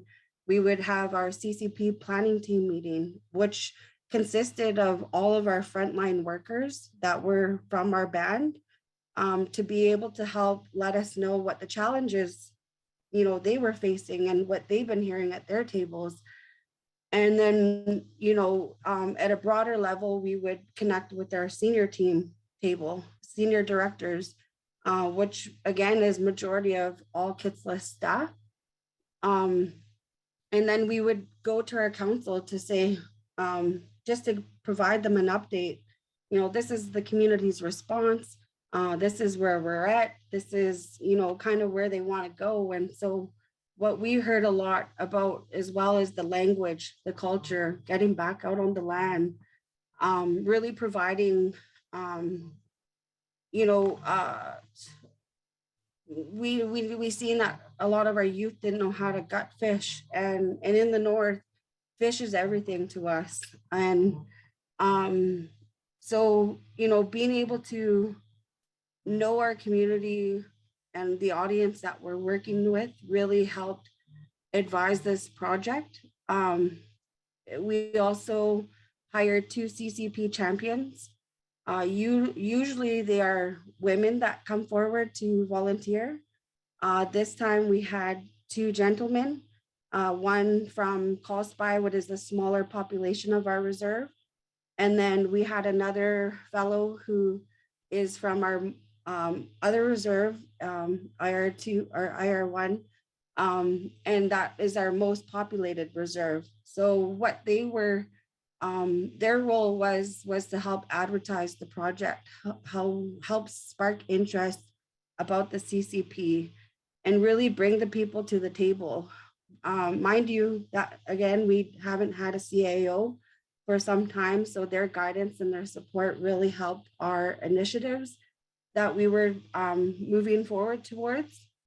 And phase 1, I felt like it was more of an assessment phase to understand what the community means to our people, you know, what makes them feel proud, what are a couple of things that they would like to change, and what would they like to see more done with our culture and our language.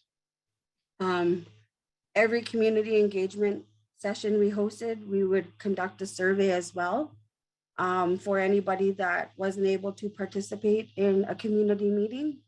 And we were able to get a lot more response from our off-reserve membership.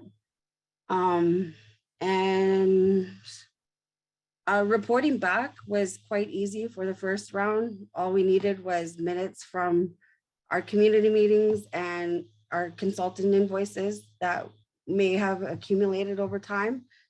And then we ended up wrapping up that engagement, and we ended up waiting a year to apply for new funding because I was working in the lands office at the time, and it wasn't capturing all of the departments. And so the project ended up going back to the administration, and I ended up following the project because of my passion. And so we ended up beginning the second phase of developing our CCP.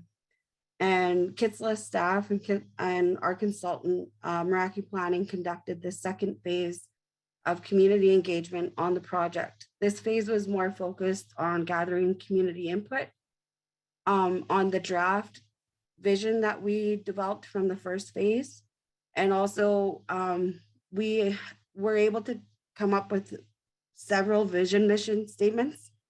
And we had a little bit of a war in our CCP planning team because we were trying to solidify it into one vision statement. And because our mission statements were so unique, acknowledge the harmful effects of the historical wrongdoings and trauma on the health of our people. One of our people wanted to take that out, and that other person said from the health office, no, you keep that in there because that is a bigger piece to, our healing journeys. And also, respect and taking care of our elders, honoring and teaching our youth. We knew that we weren't there yet, but that's where we wanted to be. Our overall vision was we are united in protecting our own inherent rights and title as the Kitsillas First Nation on the path to becoming an inclusive, self-sufficient, and self-governed community. This opened up the door for our lands office to be able to start getting funds to help with updating our marine use plan. We just successfully completed our land use plan from 2019. We're in the midst of getting our health plan. Like, these things were all kind of circulated in our CCPs to help our community grow. We were able to define what does it mean to be Kitsillas. And, by the end of the day, people said, if you have 1% blood in you of Kitsillas, you are Kitsillas, you belong here. And, that built a lot of families up. We built a lot of trust within our community by listening to them, because we've had numerous consultants come into our community and all the information goes up, but it never comes back down, and nobody really explains what they were working on within our community. So by utilizing this PID funding, we were able to get funding for phase 1, phase 2, and now we're slowly getting into completing our phase 3. And now it's like kind of the harder part with implementation funding rolling in. And now that I won't be carrying out the project because we do have our band manager. What I have did was I developed posters, one-pager posters to put up in all of our government area buildings. We developed a CCP reporting card to track all of our initiatives. So once our AGM came around, we would be able to bundle up all our CCP reporting cards and be able to provide a response on our progress, or if we just started or we just finished a project. Same thing for the phase 2. The reporting back was pretty mature. It was just the pre-planning, our strategic planning, the summary of all of our engagement sessions, and to hire our 2 CCP coordinators. Rolling into phase 3, our CCP project team conducted a 3rd phase of engagement on the project. And this phase focused on gathering input towards our CCP actions that were identified by the people, and that would help satisfy our vision and our goals defined in the previous phases. Participants were able to vote on their top priorities for actions in the CCP, and they were also able to comment back on them. This phase was kind of more unique because the first 2 phases we were community engagement face to face, where phase 3 was more of, did we get it right? And that phase we hit the pandemic and everybody was home. So we did home activities. We did surveys, and we mailed out home activities to our off reserve membership. And we spiked our input like 3 times the amount of people we would get for attending a community meeting. So, your same 30 to 40 people that come rolling in the door for your community meeting, well, we got 181 surveys completed to acknowledge our goals and the vision statement and the mission statements. And even though that it was very tough with the pandemic, we did lose a few elders, and one of our cultural coordinators that is, the heart of our Kitsillas Canyon. I was very honored to be able to interview him through the CCP to get his vision and his input before his passing. So this plan has been made in memory of him, and that was Wed Bennett. He's well known across BC, throughout Canada and whatnot. So the last round of engagement, well, not I say the last round, but the implementation round, it was kind of difficult for our members to kind of digest because it's more detailed and it has a lot more deadlines, and you're breaking it up from 2021 to say 2042, and for them to be able to rank, we got them to rank our recommendations from high, medium, high, medium to low, and ongoing. And what this did was help prioritize our CCP for our senior directors, our staff that are there to serve our people. So, from the ground running, the funding is amazing. If you can take the opportunity to apply for this type of funding, I would highly suggest it, only because we've worked without a band manager for the last 5 to 6 years. Our council is forever changing. And with this guidance of this plan, it doesn't matter who's in that council seat. It doesn't matter who's in our band manager's chair. As long as the people's priorities and recommendations are being fulfilled over time, Kitsillas First Nation is doing their job. And the level of communication, people want to know, right? So that inspired us to do a members only website. So because of the pandemic, we can't go to the band office every time to go get a work order form or whatever, because they're busy. And the cases in the north is quite high. So what can we do elsewhere? It's, put all these forms, these plans, these policies, everything that you would want somebody to access from your band office on a members only website. And I was able to present this CCP that we developed over time through that website. We haven't had our celebration as of yet because of the pandemic. We are still waiting for our CCP books to come in.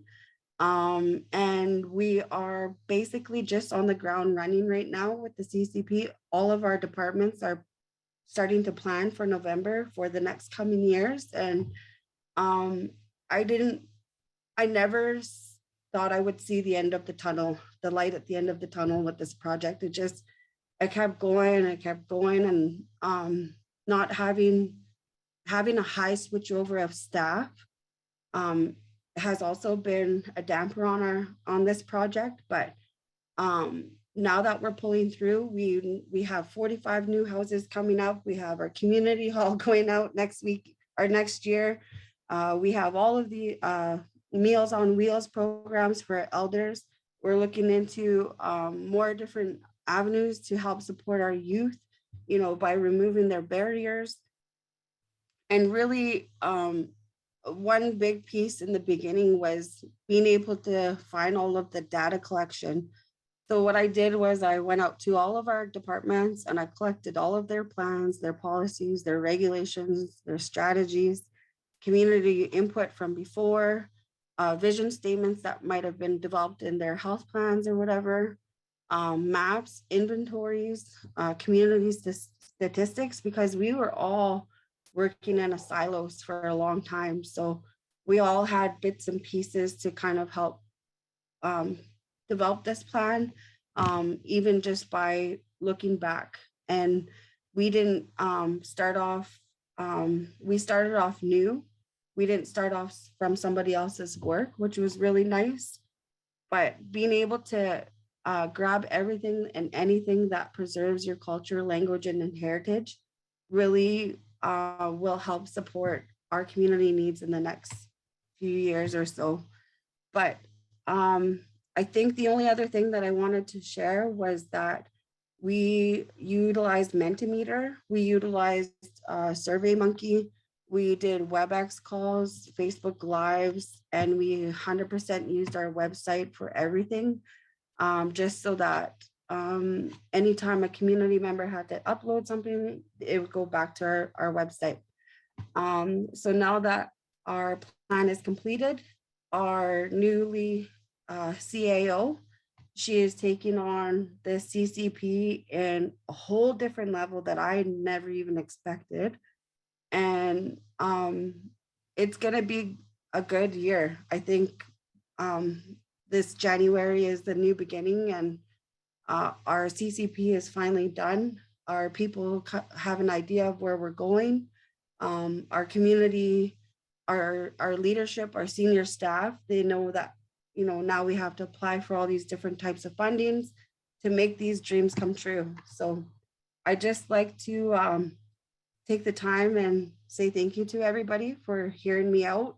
I don't know if that's kind of what you expected. It's my first time presenting myself. I am not a community speaker in my hometown, so I've been working on it for the last 2 years, and I feel a little bit more confident than I did last year. Thank you. Thank you. Thank you so much, Geneva. Both of you mentioned this was your first time, and I think you both did an excellent job speaking publicly for the first time. Both of you shared essentially a timeline of resiliency and consistency, because your main priority was, I need to maintain the trust with the community.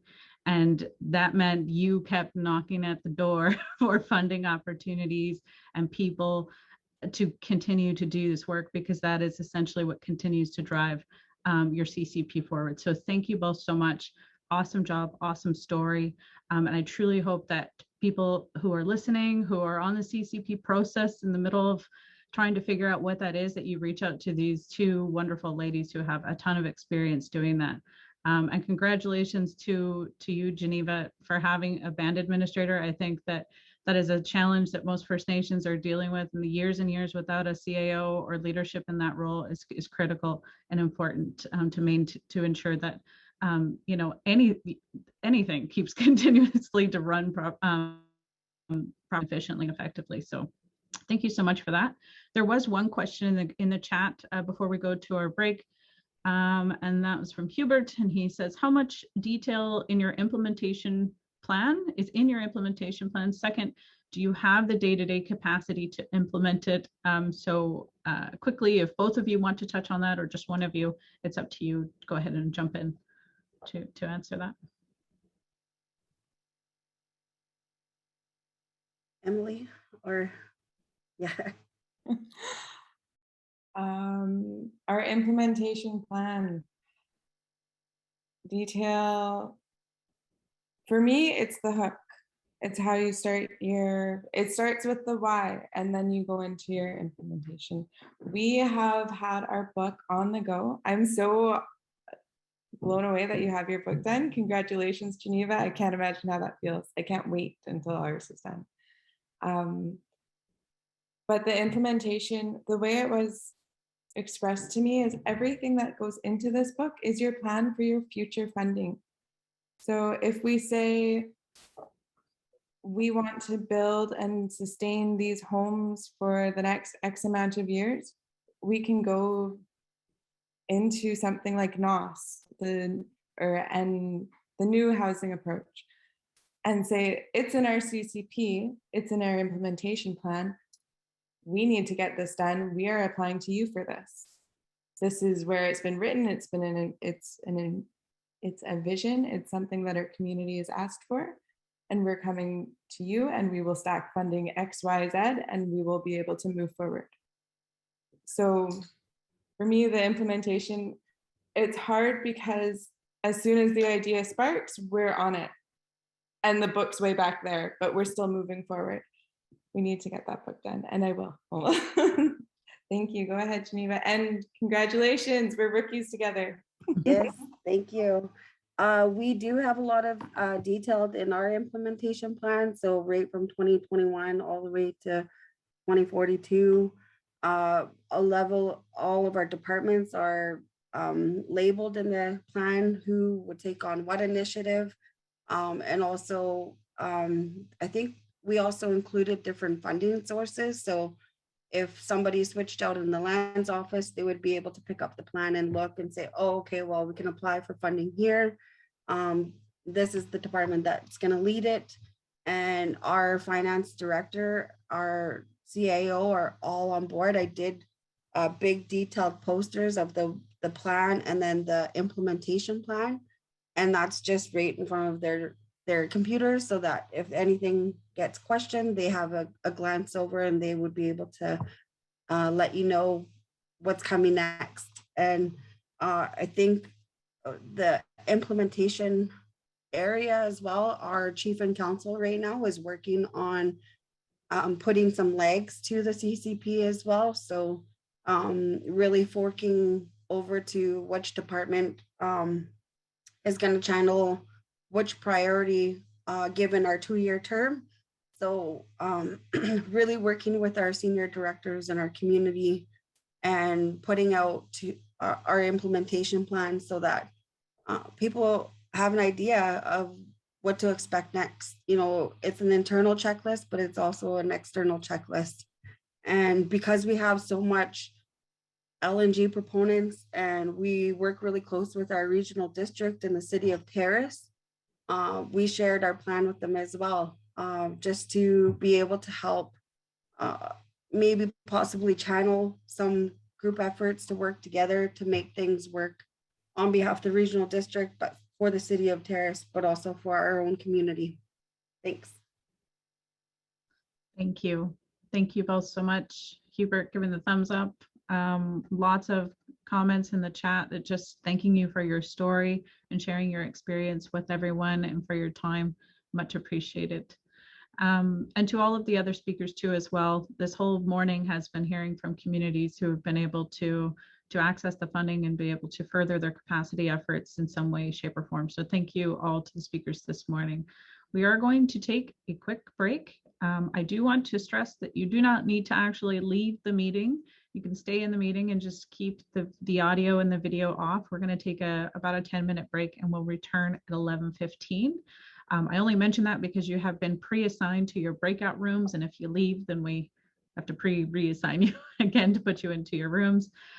We will reiterate some instructions and clarify which breakout rooms are which and who's going to be speaking in them when we come back from the break. So thank you again for your time this morning. We're going to go for a 15-minute break and return at 11:15.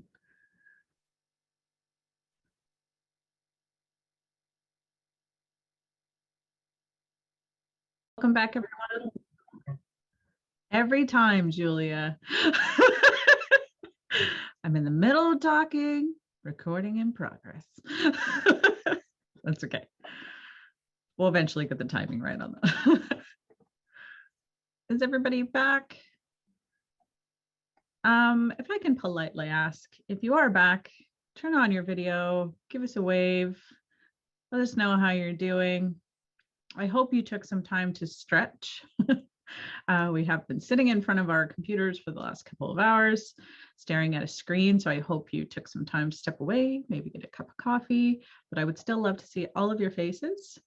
I'm still pleasantly surprised to see lots of new faces every time I do one of these events. So thank you so much. And I'm glad to continue to be raising the awareness of not just FNPSS, but also this program. I think there are a lot of folks here who are very interested in the P&ID 101 and said that this is the first time that they're hearing about it or going to go down the path of putting in an application and are learning about it. So that's absolutely fabulous. There's some comments here in the chat. Craig, it says you can't turn on your video because I think I took away that option from you. So we can turn it back on. Sorry about that. Everyone is back. There you are, Craig. Great. All right, so as I mentioned before, when you registered, you picked and selected one of the breakout sessions in which you were going to be interested in. So we have the P&ID 101 session, and that is going to be led by Mr. Brad Sanderson with P&ID. So give us a wave, Brad. There you are. And so he's going to lead that session. We have Julia Malesko from the FNPSS team who will be behind the scenes kind of moderating the chat and making sure we answer all of your questions. Again, that is if you know nothing about P&ID, the application process, what you can actually fund, all of those things. So you get some preliminary information about that, and then there'll be some time for questions in that session. The drop-in session is something that P&ID does offer kind of offline on their own time for folks who have already put in an application and they want to have some of those direct questions answered that are very specific to their project as well. So those are for kind of, 2.0 P&ID users to have some technical questions answered.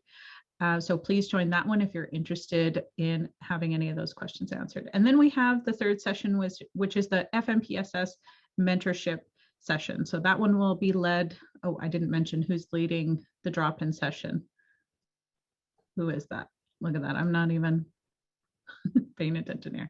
Lana Morrison will be running the drop-in session. So Lana, there you are. Give us a wave. And our mentorship session will be led by Jahan Casey, who's the director of the First Nations Public Service Secretariat. Give us a wave.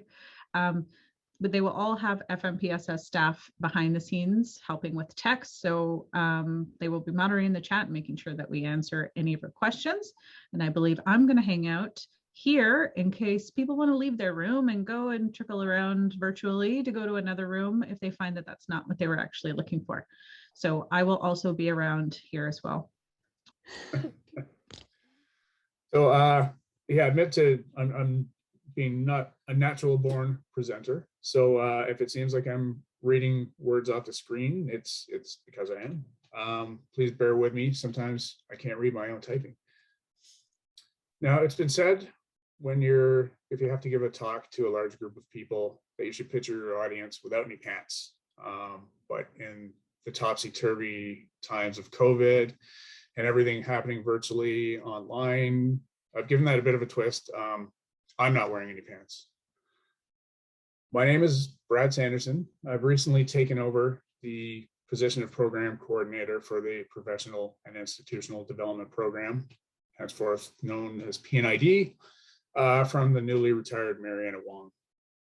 While I'm new to the position, so I may not have all the answers yet, I have been involved in the P&ID program as a reviewer for over a decade. So the idea of this session is to give those of you who know little or nothing about the P&ID program an awareness of its purpose and its possibilities.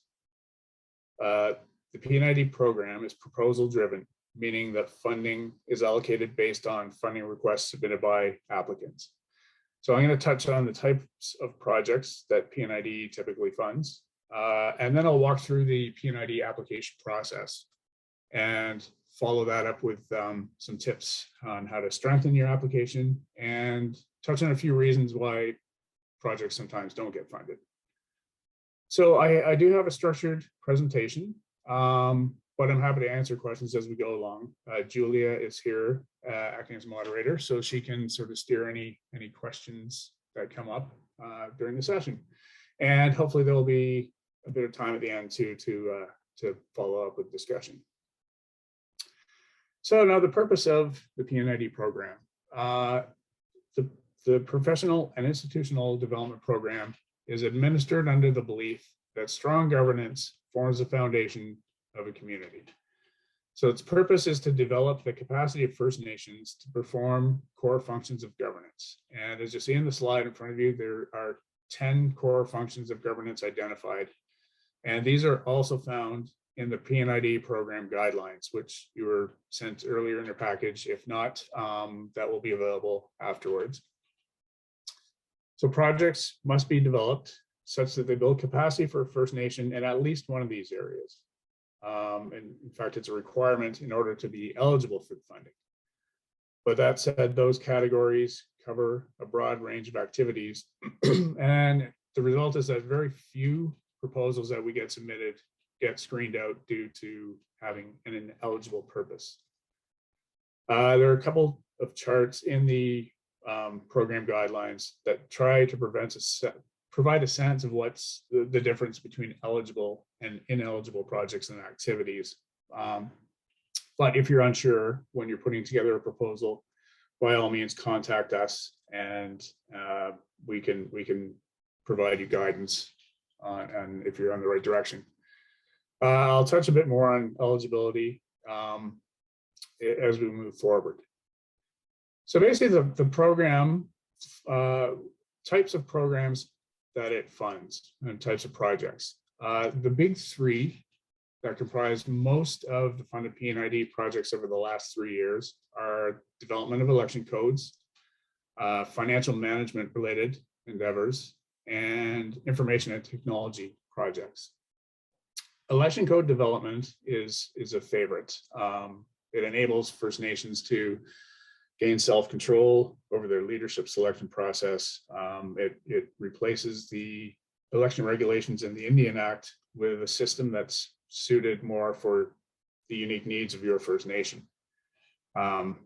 P&ID funding can be used to provide community consultation, drafting, legal review, or ratification vote. And as well, it's commonly used to update an existing code. Maybe you already have a custom election code, but you found that it has some shortcomings or it's become outdated. P&ID money is available to help you update that.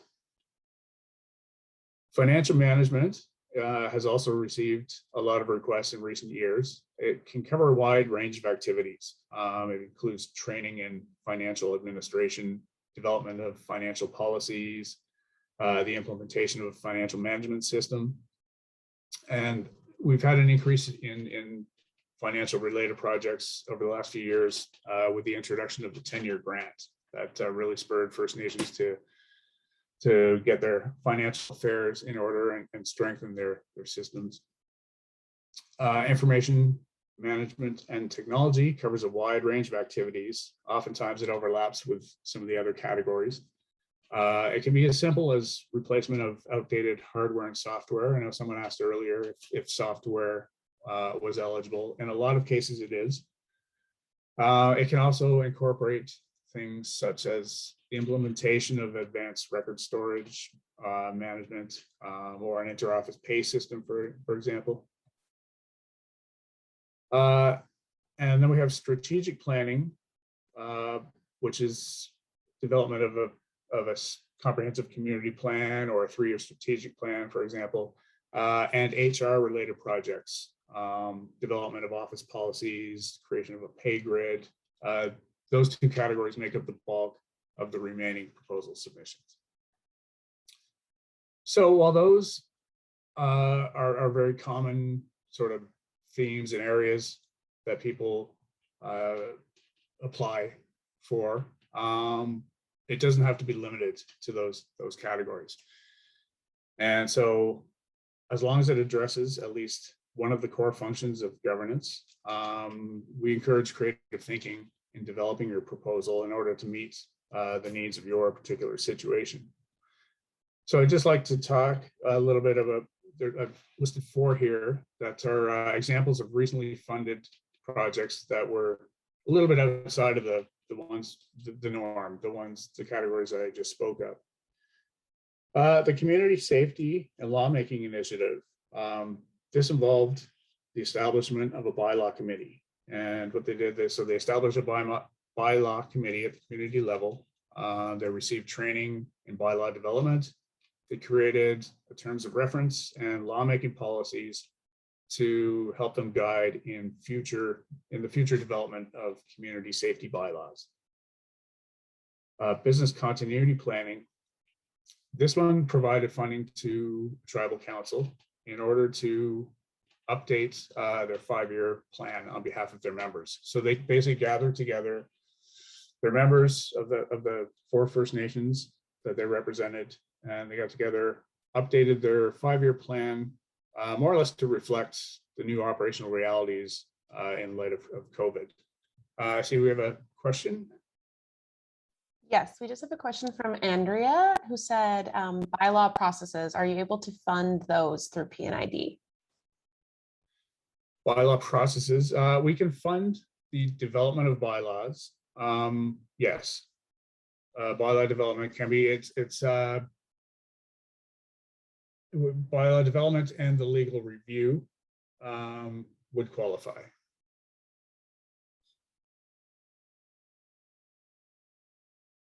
So moving on, the conflict resolution training. This project, it was a result of a need to address workplace violence policies and procedures. It was identified in the First Nations strategic plan. As a result, they received funding for the training and handling of incidents of conflict in the workplace.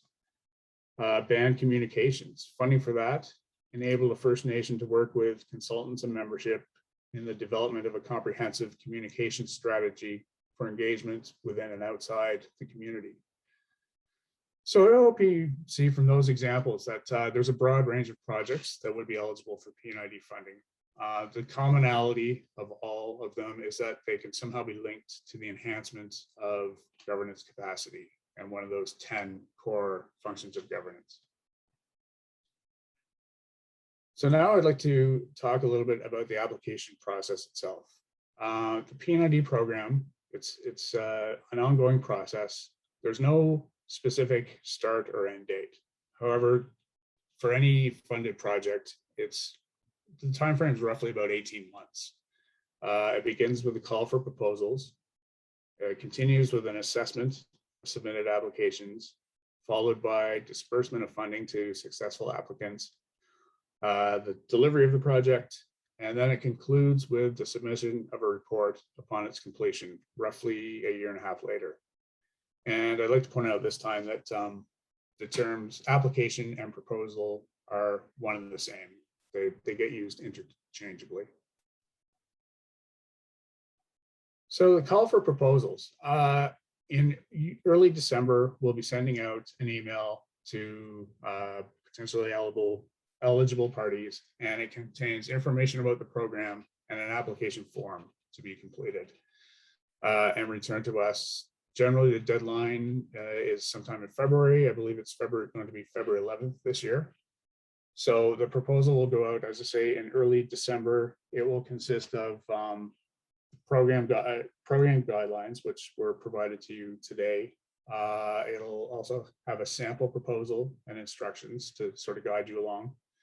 And then the application, which is, it's called a PAW. You'll see the word PAW used. That used to work as an acronym.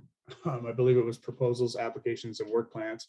Somewhere along the way, someone changed the name, but they didn't change the acronym. So I make mention to it in case you see it somewhere else. The PAW is the actual work plan funding application. This contains so-called tombstone information, your contact info, the name of the project, but then most importantly, it will contain the narrative of your project, which is the place where you tell us in words what the project is, what you want to do, what you are requesting funding for. A strong narrative would clearly convey what the project is, how it will be carried out, and what the results will be. Ideally, it'll identify the need of the project and what capacity gaps its successful completion will fill. It should outline the key activities which will be undertaken in order to complete the project, as well as the timelines of when they'll be undertaken, if you know that information at the time you're applying. It should also explicitly state what the deliverables of the project are and what the benefits of a successful project will be. And on the screen right now is just what that application form looks like. So as you see in this part, it's the words. You're telling us what you want to do. The second part of the application is the budget addendum. This is a part that identifies the money needed in order to carry out the project. It's broken down into distinct categories and allows you to enter the amount you're requesting from P&ID, as well as any support that may be provided by the First Nation itself or any partners. And that also includes in-kind funding. And I'd like to say here that don't underestimate in-kind funding. I think a lot of people tend to overlook that, but it can go a long way to show that there's more support for your project than just what you're requesting from the P&ID program. Now, on that budget addendum, there's also space to provide a detailed breakdown of how each allocation will be expended. So in here, the examples, I'll point you out to the travel and accommodation section. So the P&ID funding being requested is $1,500. Detailed description, it's travel for consultants, $500 a trip times 3 trips, Victoria to Turtle Island First Nation. So that sort of gives you a sense of what we're looking for in detailed description. And it goes a long way to providing a sense of the level of planning and showing how the project is going to be carried out. So all what you've mentioned in the narrative, this goes a long way to supporting that and showing, yes, here's how we're going to do it. Items in the budget addendum should be supportive, as I say, of the activities in the narrative. It'll show how the project will be undertaken in a practical sense. And oftentimes questions that a reviewer gets while reviewing the narrative, will look at the budget and, okay, the answers will be right there. Now, I just mentioned the C word, consultants. There's some that use that word disparagingly. I'm not one of them. My personal view has always been there's absolutely nothing wrong with using consultants. In fact, many provide high quality and necessary work. And in a lot of cases, it may be the First Nation may not have the skills to be able to service that a consultant does. What it comes down largely to is justifiability. There's many services that it makes sense for a First Nations or a community to hire consultants, because that's the only way you're going to be able to achieve the ends that you want to. When choosing a consultant, consider what the end result is going to be. Is there going to be a transfer of knowledge and capacity from the consultant to the applicant? And it's something, as a reviewer, we take that into consideration when we consider costs that are allocated for a consultant. I've certainly reviewed many proposals where all or most of the requested funding is going to be designated to a consultant, as long as it's going to produce results that are going to be assist the First Nation and provide some ongoing capacity development, no problem. So at this point, a very few applications would be submitted at this point with only the 2 parts that we just discussed, but most will require some level of supporting documents. If there's been budget allocations for professional services or major purchases such as computer hardware, quotes need to be provided. They don't have to be necessarily exact, but hopefully as close to what the outlay is going to be. You're also encouraged to provide any documents that support the first 2 parts of your proposal. Anything that supports the narrative and the budget to give a better sense of the achievability project. This can include agreement letters from partners, if there are any, or larger capacity development plans. Anything that shows the extra level of planning that's gone into your proposal. Now, when I talk about capacity development plans, we're talking about stuff like strategic plan or a comprehensive community plan. Some projects won't require that. Straightforward ones, like purchase of computer hardware, software, that sort of thing. Or maybe your projects for the specific development of a plan itself. But if your project is part of a larger plan, include the plan. It's not mandatory, but it provides further support for that shows evidence of forethought has gone into the project and provides a stronger rationale for support. Another document that's no longer mandatory, it used to be, but it's not anymore, is a BCR. But if a band council resolution has been passed in support of the project, included in there. It's just that one extra level of support. So at this point, you're ready to submit the proposal. Now, while there's an initial deadline date, and as I said, it's February 11th for the upcoming call for proposals, proposals can be submitted at any point throughout the year. The initial deadline, what that guarantees is that basically when we get all those first round of proposals that come in by the deadline date, it guarantees that all of those proposals received by that date will be evaluated along with all the rest of the proposals for the allocation of the initial program budget. As Karina mentioned earlier, we started with a little over $1 million as our base budget. So that amount of money, those initial applications that reach the deadline, they'll all be evaluated and considered for that first round of money. If you submitted anything submitted after that date, the chances of receiving funding are lessened, but we often receive additional funding later in the year. So at that point, any unfunded applications are considered for approval. So yeah, if you can, I've had applications coming in last month. If we get extra funding, perhaps in December or January, which is not completely unusual, those projects that have come in will certainly be looked at for potential funding. Worst case, you filled out a proposal, you've got something ready for the next call for proposals. And at the same time as well, even if your project doesn't get funded, there's merit in the planning that goes behind it. So one question that comes up frequently at the application stage is whether we'll consider funding for a project that spans more than 1 year. Short answer is no. Projects, the requirements of the program are such that projects must be completed within the fiscal year that they're funded.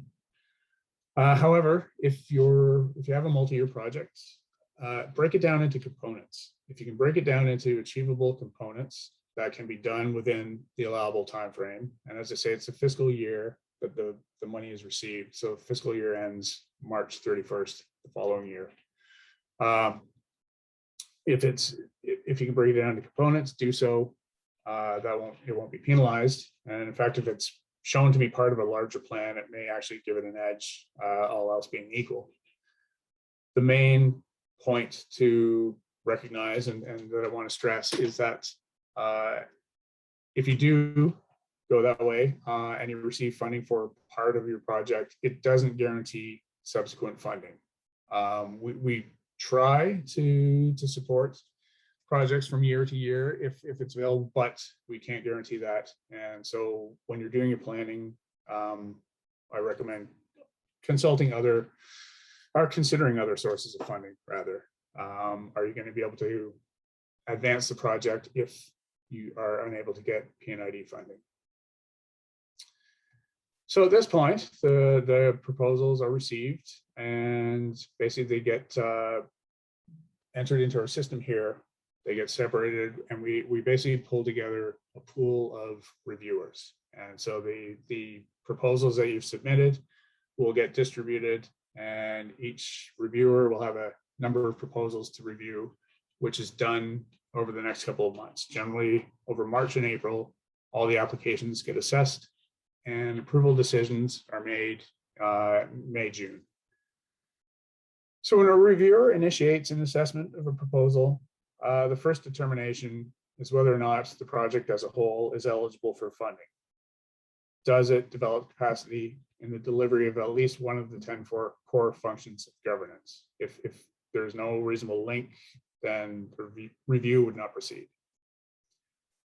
In considering a proposal, the reviewer will read the narrative of the application and compare it to the budget addendum against a number of criteria.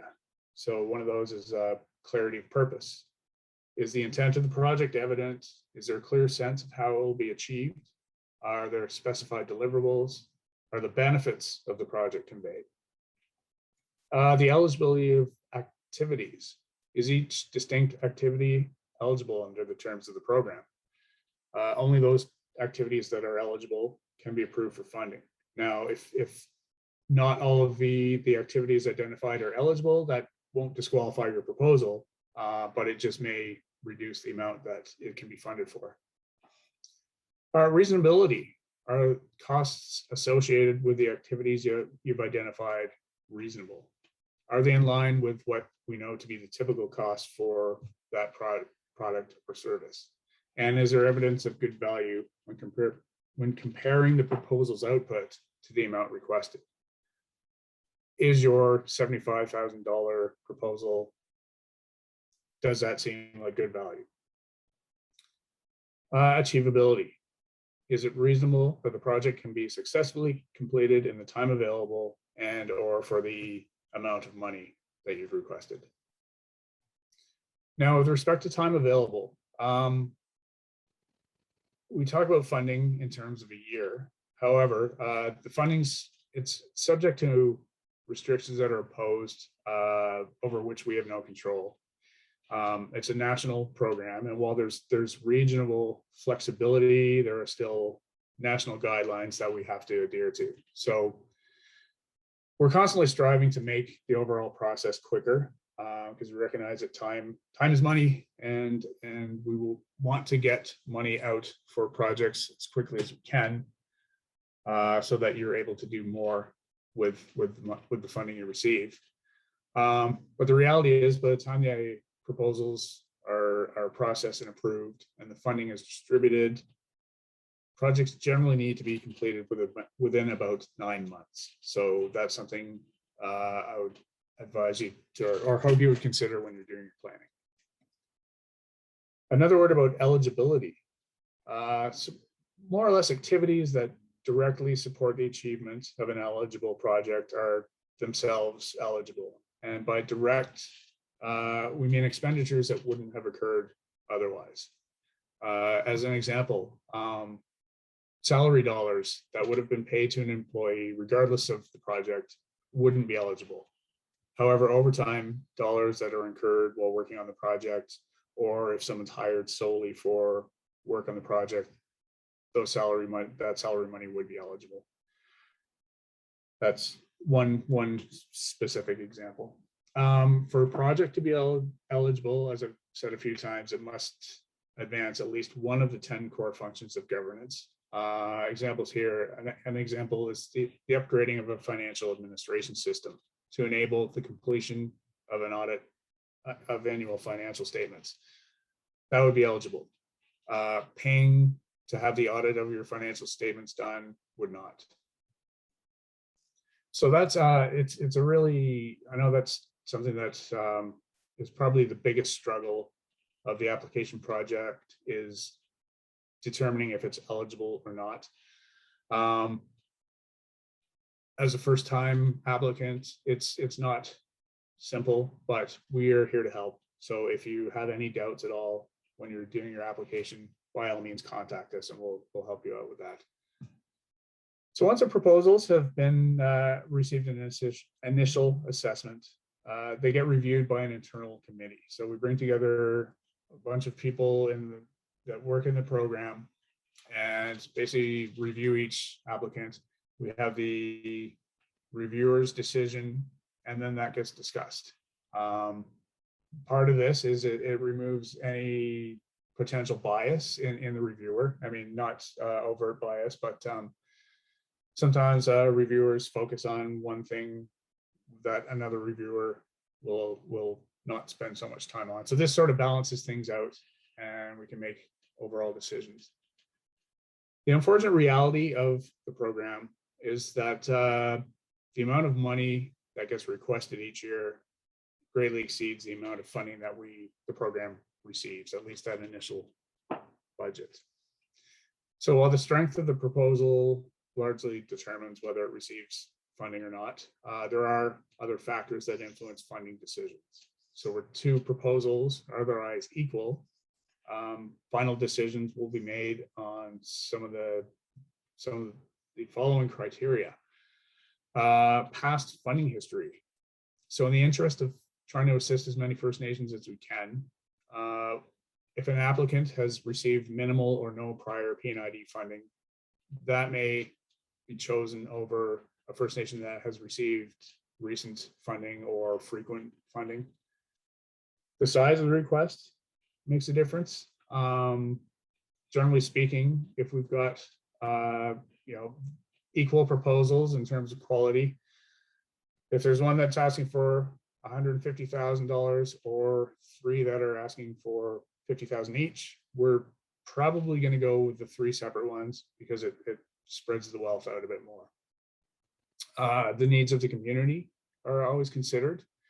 Again, 2 equal proposals. If we happen to know that one community is in greater need of capacity development, that may influence who gets the funding. And of course, events of the past few days have pointed out there's many times regional urgencies that get considered. Communities in need due to flooding or fires, or any regional incidents that may factor into things. Basically, the bottom line, in years where funding is limited, and that seems to be most of them, there are good proposals that don't receive funding. There's nothing wrong with the proposal. It may be a strong proposal. It just comes down to we don't have enough funding. However, anything that's eligible but unfunded, we retain them for consideration in the event that we do receive additional funding later in the year. At that time, we'll examine everything that's been reviewed. We generally have sort of a go-to list of great projects that we'd love to give money to. If we get that extra money, we'll take a look at yours again. When you're doing a proposal, if it can be broken down into component parts, do so and sort of identify each specific part, because oftentimes we can partially fund a project. We may not have money for all of it, but we can at least get the ball rolling with you and get part of your project completed. So project delivery. If for successful applicants, you'll be notified by a formal letter of approval. It states the amount of funding to be provided, the activities that are being funded, and the deliverables and supporting documents that will be required to be submitted along with your final report. Projects are expected to be completed by the end of the fiscal year, so it's March 31st of the next calendar year. And prior to funding being received, an amendment to your current funding agreement must be signed. So if you've received approval, the projects are expected to be carried out along the lines of the narrative as submitted in your proposal. And we don't monitor the project delivery, how the project's executed. However, we do understand that there may be deviations as the project proceeds, changes in service providers, change in the timelines. So these are generally acceptable as long as they don't fundamentally change what you're doing, the outcome of the project, or that they don't result in expenditures that are ineligible under the terms of the program.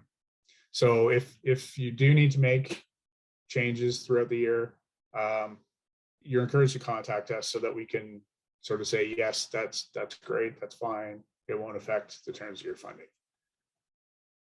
It's also recognized that there's unforeseen circumstances that can arise, things that are just completely beyond your control and couldn't have been predicted. Again, it's just encouraged that you communicate with us so that any adjustments that need to be made can be done so, and there won't be any nasty surprises at the end of the year by finding out you weren't allowed to do that. So once the project is completed, basically it's the final thing is the submission of a final report. And this provides an account of the project. You'd include any agreed upon deliverables and any requested documents that show the funding was expended on eligible activities, such as consultant invoices, that sort of thing. And these would be sort of referenced in your approval letter. Those reports are generally due May 31st of the following calendar year, but they can be submitted at any time if you finish a project early. And I do want to stress the importance of the final report. Over the past couple of years, in light of COVID, reporting requirements have been put on hold if necessary. But that doesn't mean that they won't have to be submitted at some time. And not failure to submit an acceptable final report, it can result in the recovery of funds. It can also prevent receiving certain types of funding in the future. There are some types of funding that are linked where if the final report isn't received, the system won't allow the money to flow in other areas. So it's important to maintain good records throughout the project so that you are able to easily provide a financial report, and so that if there's any untimely events or perhaps change in personnel throughout the project, that won't become an onerous obligation. So I'd just like to now touch on a few tips for strengthening your application. And these can be found in the package that you received today. There's a one-pager which has tips for strengthening your application, has a project application checklist, some frequently asked questions. So these will be on there. Sorry, I see there's a question. Yeah, I was just going to say, we just have about 2 minutes left. So I just want to make sure we get this question answered. But like Brad said, is in your meeting kit, you have these slides, as well as there's a few other documents that has provided, a one-pager, program instructions, the slides, the program guidelines, all of those are in there. So they should hopefully answer a lot of your questions as well. And is on the final slide of this one, there is the contact information for Brad and the other ISC team members on this breakout room. So feel free to reach out to them directly. I'll make sure that their contact information is in the final email when we send it out to all attendees as well. But just for time's sake, I just want to make sure we get Taylor's question answered. So many information technology systems are now sold as services instead of hardware or software that you own outright. I'm assuming that's like a monthly cost. Can these sort of ongoing services be funded through P&ID, or do they need to be one-time purchases with tangible ownership? Generally, yeah, subscriptions and that sort of thing, ongoing things cannot be funded by P&ID. We would do perhaps a one-time, so maybe the initial year, if it's required to get your system up and running, but ongoing annual costs would not be eligible. And my apologies for, I had no idea the time. So those last two slides on the tips for strengthening and reasons why applications don't get funded, I put them at the end in case this happened.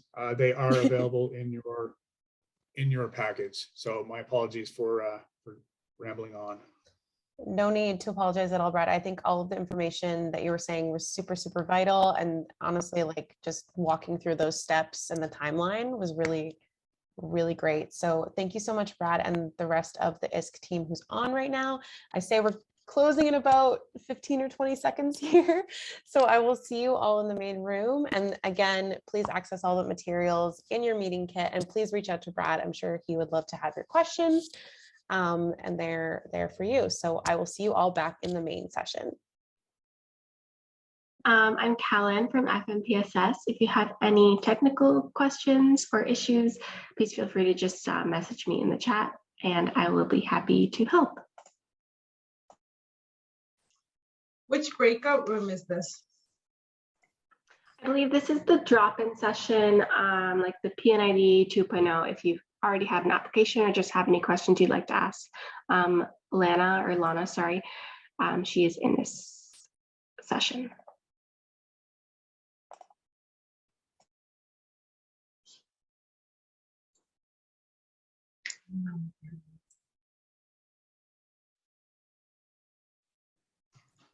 Oh, she's muted out. I'm muted. I'm so sorry. I just wanted to let you know, just clarify that Trish and myself from Indigenous Service Canada will be here to address and respond to any of your questions regarding your P&ID. And I'm going to apologize in advance if I start getting a little choppy. Apparently my network is not happy with this very large Zoom meeting. So I do apologize in advance. My role is I'm a funding services officer with Indigenous Services, and I often am a reviewer of applications, which is why I was asked to join this room to help answer questions.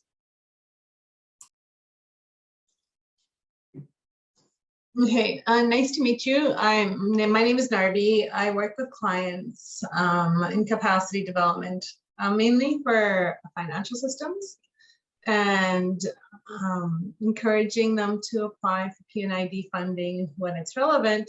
And sometimes they apply and it's not relevant. So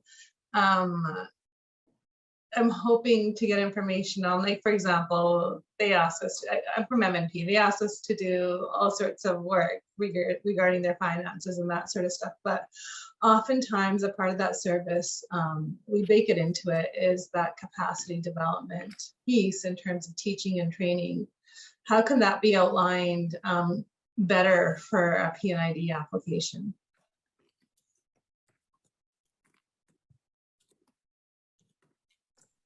Sorry, my mute button decided to go crazy. What we find is often missing in a consultant-driven application is the transfer of knowledge. Okay. That's something that always kind of, we need to be able to see how is the First Nation going to take this information and apply it on their own behalf once the consultant leaves the project.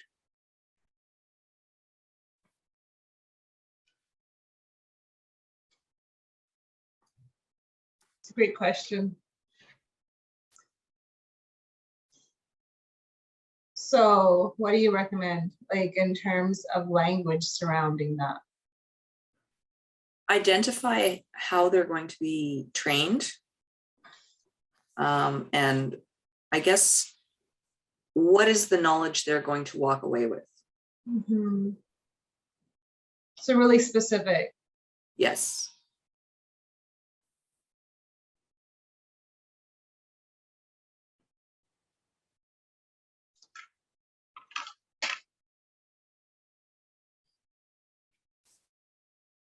Okay. Does that help answer the question? It does help answer the question. I had somebody email me just yesterday saying, oh, they want more information. And I'm like, what more information do they want? And we didn't even know they were going to apply for P&ID. So it'll help specifically for this one client that applied for P&ID funding using a contract that wasn't that specific. So I'll really focus in on the transfer of knowledge. Like, what exactly is it that we're going to do in terms of like weekly training, monthly training, and which position is going to be trained and how it's going to get trained. And then, you know, that's what transfers that knowledge. So our purpose is not to be there forever. We just don't have the capacity and resources internally to stay with the client and hold their hands over time. So we really need to transfer that knowledge, and that's why it's so important to us. And it's a part of our, like, our way of doing things. So for us, it's natural, but we really need to communicate that clearly so that they can receive the funding that they're looking for. Yeah, that's cool. Lana, did you have anything to add to that? Yeah, I just want to say, when we're talking about training, is specifically related to core governance positions, you know, like your, maybe perhaps your band manager, your, you know, administrative staff, you know, like reception, finance staff, you know, those kind of like core administrative governance positions.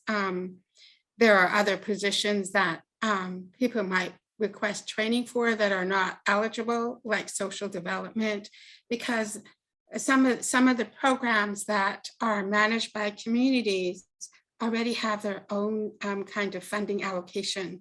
So when we're talking about P&ID funding, we're talking about core governance. Okay, just to be clear. Yeah, so I'll make sure it's the finance clerk that gets outlined as the person that's receiving. Okay, thank you. And the other part of it is there's related to the accounting system, the chart of accounts and that sort of stuff needs to be cleaned up. Is it safe to assume that that's something that's eligible for P&ID funding as well? Since Sorry, what area were you talking about? Like the accounting, the reporting from the accounting system is not clear, and that needs to be fixed, and that's something that we're supporting them with. We're just doing that work for them because it's not something that needs to be repeated. So is that something that's eligible for P&ID funding as well? And what's going to happen as a result of that is that chief and council are going to get better financial reports and on time. Well, I have the eligibility list up here, and under financial management, codes, systems, training, and upgrades are considered eligible. Okay, I thought so. I just wanted to clarify and make sure. Thank you. Mm-hmm. You're welcome. I think Matilda had a question. Thank you. We've had a couple of questions. We have some planning underway with our strategic planning with our chief and council under governance. We also have merged our CCP with our land use planning over the last 5 years. And one of the questions I had asked our finance department, because they might be aware if we have an application underway or from our team, our departments. And so we want to kind of put a flag in there that we want to apply for funding. And I put a question out earlier on the group chat to ask how many applications can we do and how extensive is the application process. Did I cover that all? Okay. I don't know that there's an actual limit to the number you can do. It has to be feasible. And then, as was mentioned in the presentations, rank them in order of preference. What's most important to you? And then how extensive is the application process? It's important to have, what is it for? What governance does it support? And it's within the P&ID package, but I can also ask FNPSS to put this in the package. But as a reviewer, Lana and I like to see a quote. What are the quotes?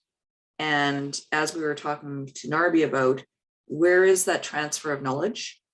Who's getting the information in the community to be able to continue the project? Lana, did you want to add to that? Yes, I would. In terms of the number of applications, I think one of the presenters mentioned that they had submitted a number of applications, and they were asked to prioritize, which application, was the most important. As Karina did mention, there is a huge number of applications that P&ID receives each fiscal year. And it's not possible to fund each and every application due to funding limitations. So, it's great to submit a number of applications, but we really, really like you to prioritize those applications to your top 1, 2, 3. Usually, we like to look at focusing on your top priority, and depending on availability of funds, we may be able to fund additional projects, but we really like to focus on priorities and your number 1 priority that is achievable during the fiscal year. And Karina's here. I see it popped up. Anything to add, Karina? Yes, if I might add, it is, we, in the past few years, I would say that because of the limited funding, we normally doesn't have the capacity to support more than 1 project. However, it has been, came up in the past when funding came in January. And if there is more than 1 project already sitting ready to go, it's easier for us to reach out to the First Nation and say, is it possible for you to carve this project out. Since we have funding right now, the project has to be completed in the next 3 months. So having some projects ready to go can be very beneficial. And is also on our radar too in that case, right? So I hope that answers your question there. And if I can, before I think I may have to close my video again because it's really shaky on my side. Sorry about that. And I think there was a questions earlier about maybe putting in a project for training of staff, for financial training. One thing that we do look for is that if very similar type of training or project activities has already been funded in the past, it will be very helpful to kind of provide us a little bit more context and say what happened. And we do understand that there are staffing changes. You hire one person, you train that person up, and the person left.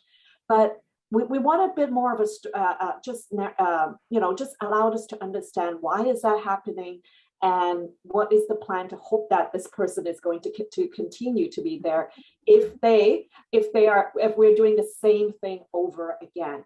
We don't normally, we understand that's the reality, but if we do it consecutively year after year for the same training, then we will ask, is there a plan to make sure that there is some, knowledge transfer, or what is your HR plan here?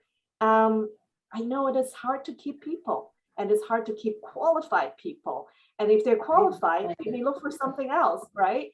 So I see a lot of reaction over there. So I think that you probably is something that you're dealing with right now, Matilda, in your First Nation. Is that correct? Yes. Oh, hi. I'm Wendy Tarasket. I'm sharing this because there's a few of us in here in this office that are attending this, and it was just easier if I and Matilda shared a screen. So number one, I'm the HR manager here. I was the one who asked about like the extensiveness of this because I'm only one person in the HR department, and we are so under capacity in my department, in the executive assistance department. There's nobody, like, and I'm sure like there's shortages everywhere, but there's just no one. And some of our posts honestly have been out there for 2 years and we don't have anyone. And part of it is the remoteness. I mean, we're not even that remote. We're rural, I want to say, but we live in a rural area, and to find something to rent here 5 years ago, easy, maybe $700, maybe. Now, because of the mine in Princeton and everything else, your rent is about $1,500 to $2,000 in this little tiny community.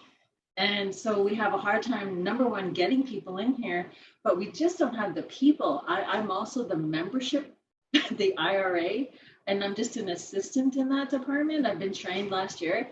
And so the number of hats that we're forced to wear is so extensive. So that's why the question about how extensive is the process, because number one, we don't have the time. And there's only 12 hours in a workday, right? Right? Just kidding. But we're just so under capacity that we're run off our feet constantly. And so the thing about the succession planning, that's exactly what we're talking about in our team lead meetings right now, because we realize, oh my God, hello, we're like, I don't know, 15 years away from retirement. And I think our receptionist is the youngest person here, who's almost 40. Yeah. And we just don't have the people. And right, if we do have the people, it's only in the summer, and then they're gone again. And so you get so far and then you're on hold, and then so far and you're on hold. So with the succession plan part of it, we're really trying to see, okay, where do we have to grab them? And so the lady who talked about the CPP, the youth part of it is so important for us because we need them to come up and fill these jobs. Because I'm sorry, but I'm not going to are you ladies going to retire and stay? No, I'm going to retire and go. So we need those young people to be really engaged in this and understanding the importance of managing, and to understand like what you people at ISK need to help us keep moving forward. And it's just been a gong show that way. And then never mind COVID, and never mind the flooding, emergencies, the fires, that like you name it. And we've had it all here now. So now we're just like, so when we're talking about the succession planning part of it, that's really important for us, because we're just trying to like usher them in the door. And how do you do that in a place where there's not enough housing, there's not enough anything? And we've been without a principal for 3 years. Mm-hmm. Yeah, since 2018. As well as a high turnover of a band manager in the last 3 years. So we've been, as team leads and managers, trying to manage without a leader, so to speak. And so we hear the other ladies speaking that they have not had a band manager, so they have to carry on and keep going. And our question to applications, and now realizing we have to prioritize applications and see what we want to do this year, and then plan into next year and going forward. And then also too, and I know this doesn't really fall under you guys, but because I wear the IRA hat, so Indian Registry Administrator, oh my God, the high rate of new band members and the questions that they have, and the question like, and who to direct, they don't know who they should talk to. So who's the first person they call? The IRA person. And it's usually about their health cards, or their like, how does FNHA work? Questions that, I'm sorry, I can't answer. I went to business school, not to this. So I direct, and I understand when people are frustrated or they just don't know what to do or who to go to. I tell them to call me back. I direct them to where they should go, who they should phone, or I'll transfer them. But the number of calls that I get just to talk about that stuff, and I'm the human resource manager and an IRA assistant, it's just phenomenal. Like, or the emails that you get, and it just takes away from all the other things, because you're trying to be helpful because that's your job. These are our community members. But when you're trying to build capacity, sometimes it's these little things that you do for those people that are going to help build that. So I try to keep that in mind as I'm sort of taken away from my main duties. But the application stuff is just, yeah, that's so helpful, because now we have a better idea of what you want to see, what you're looking for, and what information maybe that we're missing that could be added. So thank you, ladies. Really appreciate it.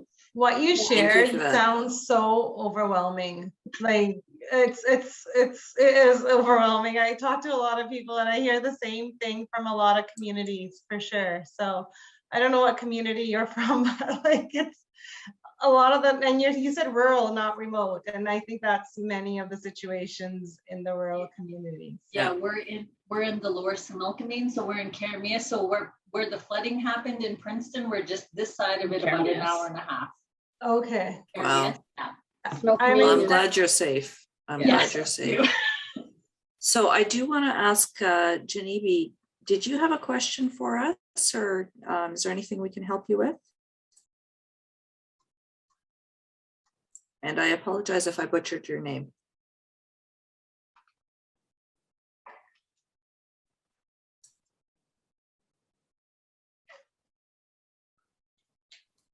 I just have a question. What community are you from? Yes, yeah. Lower Similkameen Indian Band. Say that again, I didn't hear you. The Lower Similkameen Indian Band. Oh, okay. Lena, do you have the closed caption on? Because Lena is no, we're not able to have it. So, I am deaf, so I really need closed captioning. So it's really hard. So Zoom doesn't support the closed captioning or live transcription in breakout rooms, unfortunately, only in the large plenary session. That's good to know, the limitation there. And I had a comment I want to make is that we do try to make the application process not administratively heavy. I think it would help that before you decided to put a pen and start writing your application, just give us a call. And then maybe we can help you to kind of focus on what to put in, what are the keywords, what documentations that you may need. I hope that will help you to kind of cut down some of that work. And also the back and forth later on, right? That we don't have to come back to you and say, it would be nice to get a quotes and maybe talk about the consultants that you would like to. Do you have that profession? Like, do you have the quotes? Do you have, like information about knowledge transfer and sustainability plan? Does it come from a priority that was identified from a strategic planning? Did it come from a CCP? Like we can help you out a little bit with that. We also talk about, because a call for proposal for next year is coming up soon, we will hold 1 or 2 of these drop-in sessions too, so that people can, because once they see the call for proposal, that will be the time that they want to really start thinking about what their projects that they would like to consider. So we'll do this again. So and probably one in December, one in January, and the call will likely will have it open until early February. So just keep that in mind. We'll make sure that all the participants today will get also an email notice about the call.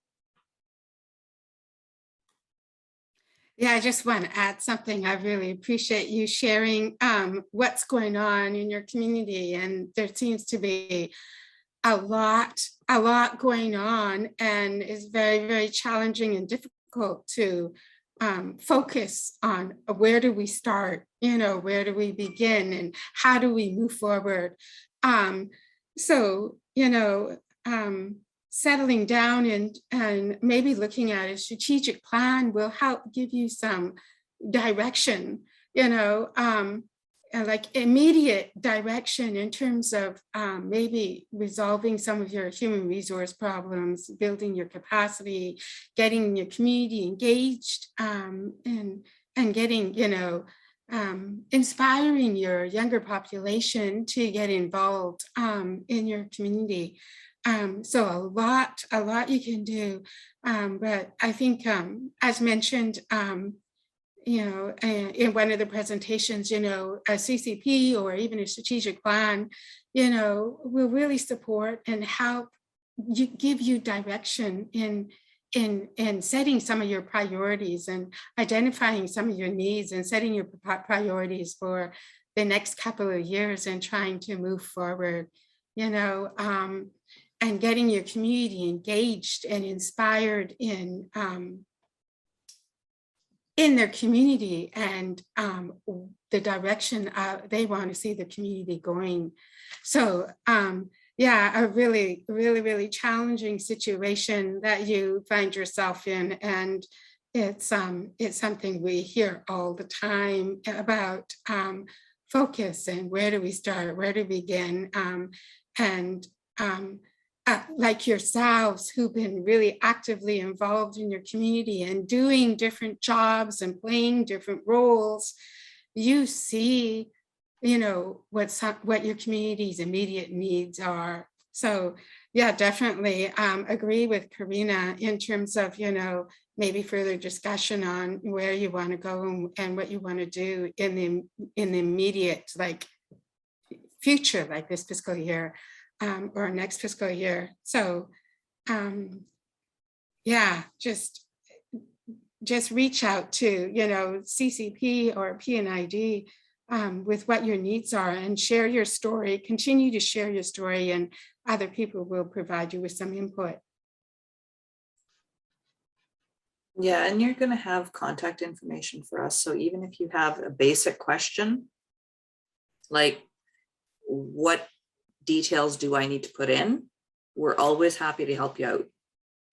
So I was going to add, if I could, that this afternoon we had planned our team leads meeting where we were going to go over our work plans and prioritize and get some feedback from our staff here at the Lower Snow Community to, I guess, identify priorities as well as budgets in terms of that work plan. And I think this morning was timely that we participated to identify what we need to do and where we are and the steps we need to take. So I appreciated the presentations from the two gals that did the CCP. I think that informed us more, and we realized that there is linkages in our community with both land use and the CCP, as well as our strategic planning.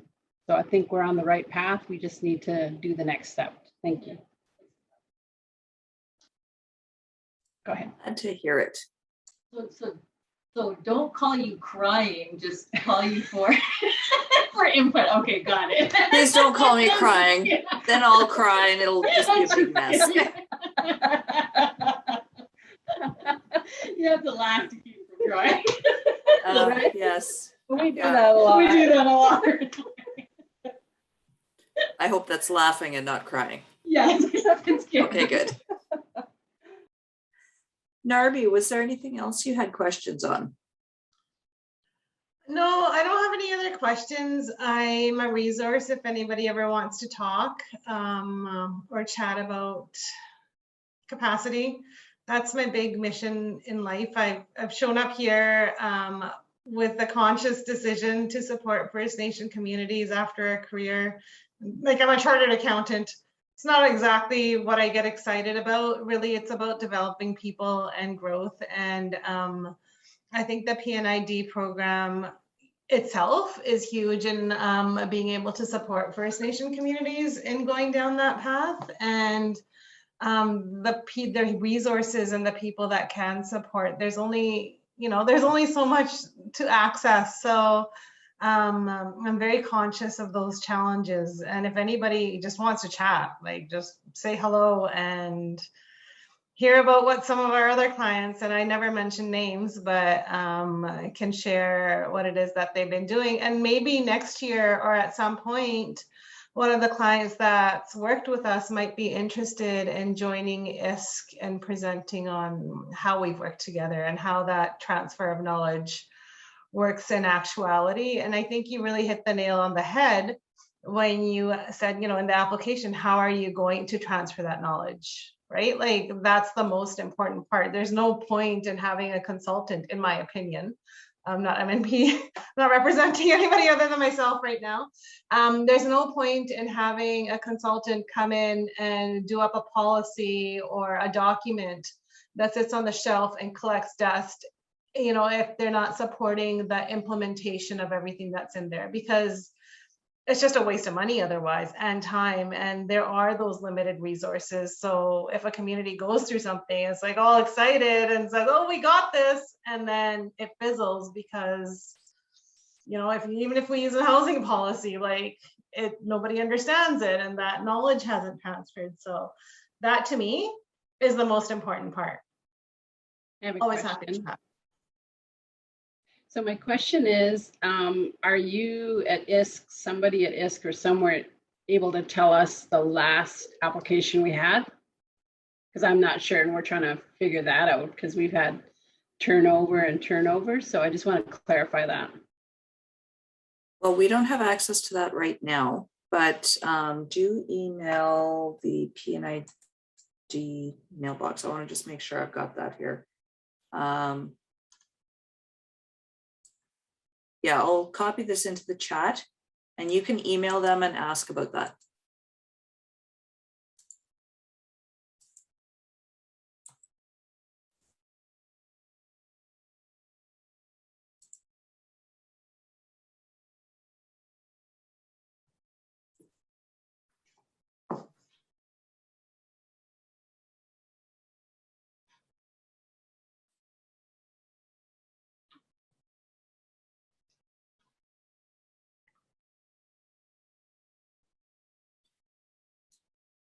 So since we have some time, Matilda, I'm just curious, how what plans does your office have to recruit people if you're facing such a housing crisis?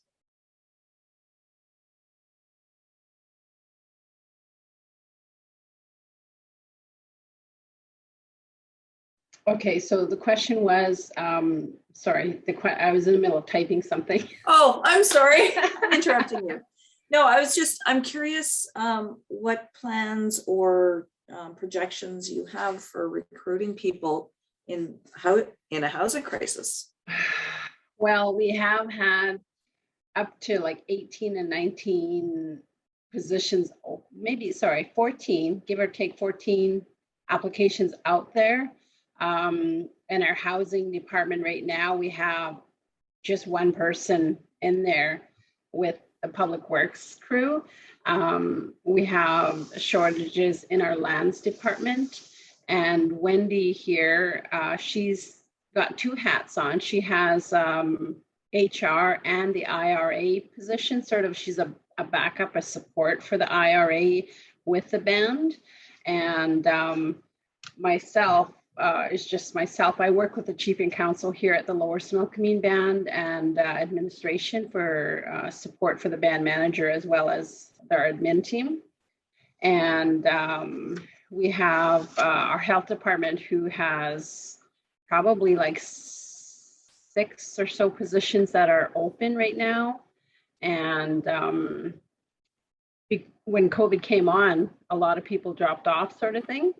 And now we're trying to fill those positions. They sort of went dormant. And so we have postings that are out for youth workers, language coordinator, family support, social workers, facility coordinators, because we have several facilities in our community, as well as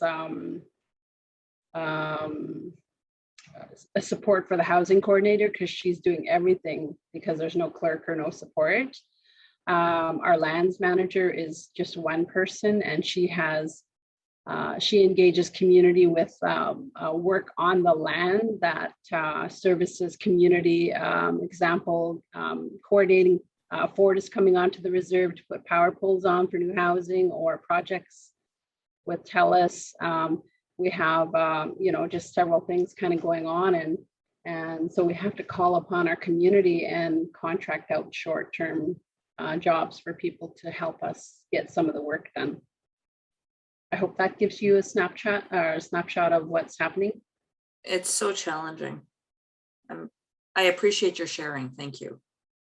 Thank you. And I just want to say I'm very happy to hear that your community is safe from the flooding. I know.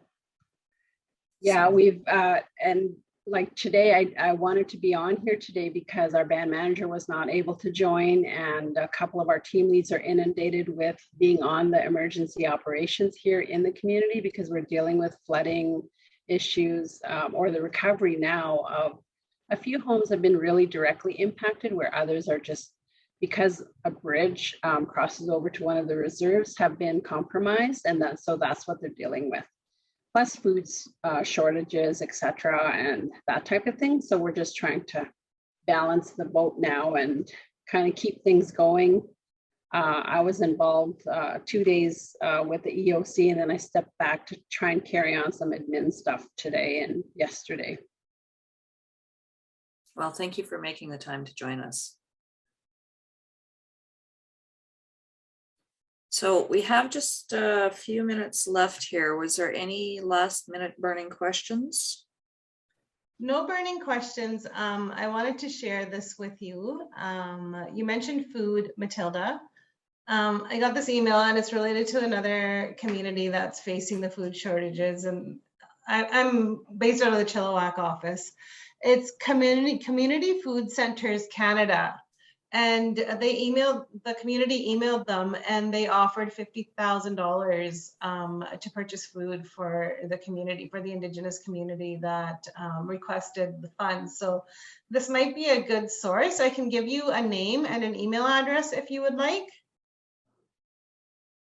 It's Carolyn Crawley, and the address is carolyn@cfccanada.ca.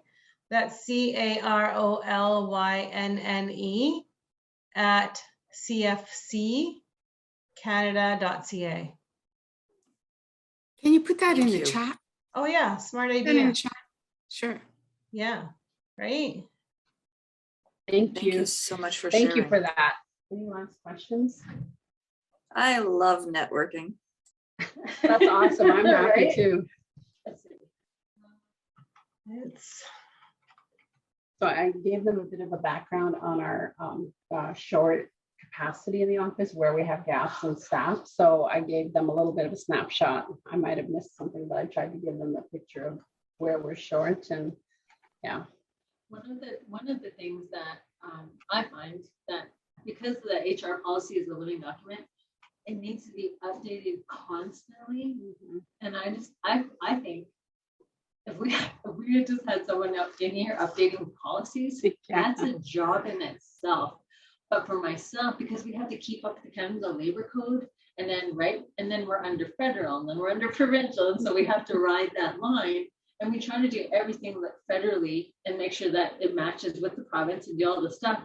But it requires so much time. I could take a week just to do 4 updates because I have to make sure it aligns, and then I have to cross-reference that with the finance and audit, the governance, like all of those other areas. And I find that if we could get some kind of, and I realize it's really specialized and I wouldn't even know where to begin or who to contact about this, but to get someone that's almost strictly that, or a training so that it's a little less time consuming to do it. That's something. Just before we leave the breakout room, Callan, I'm not sure if you can answer this, but FNPSS might actually have something to that effect, or have. Hi, everybody. Thanks for joining us. I'm just scrolling through here to see who we've got in the room. I think I'm supposed to kick us off. I'm not actually even sure if someone's supposed to be telling me what to do or not here, so I'll just get going. My name is Jahan Casey. As was mentioned, I'm the director of the First Nations Public Service Secretariat. And in case you aren't sure what room you're in, you are in the FNPSS Mentorship Network session. So if you wanted to be somewhere else, please go ahead. Or if you hopefully you wanted to stay and hear what we're talking about.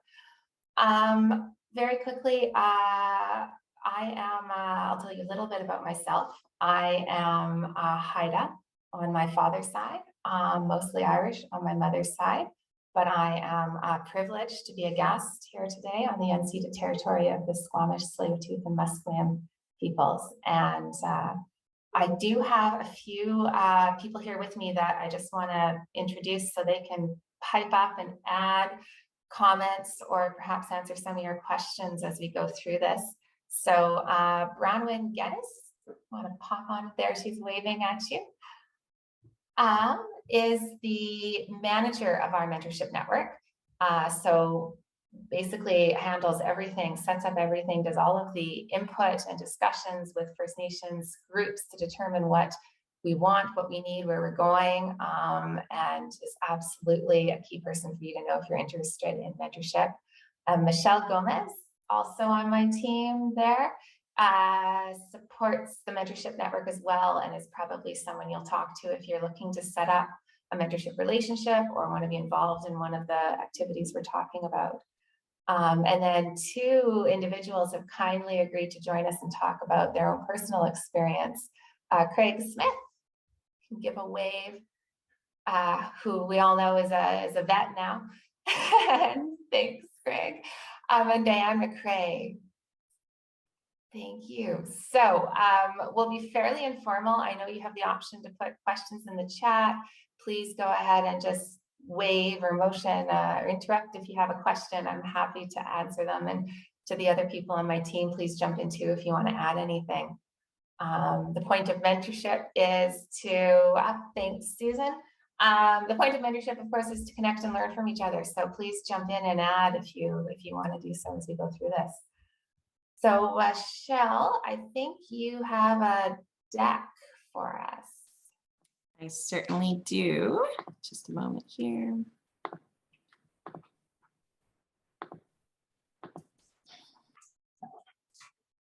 Perfect. Thank you. So we can just go on to the next slide.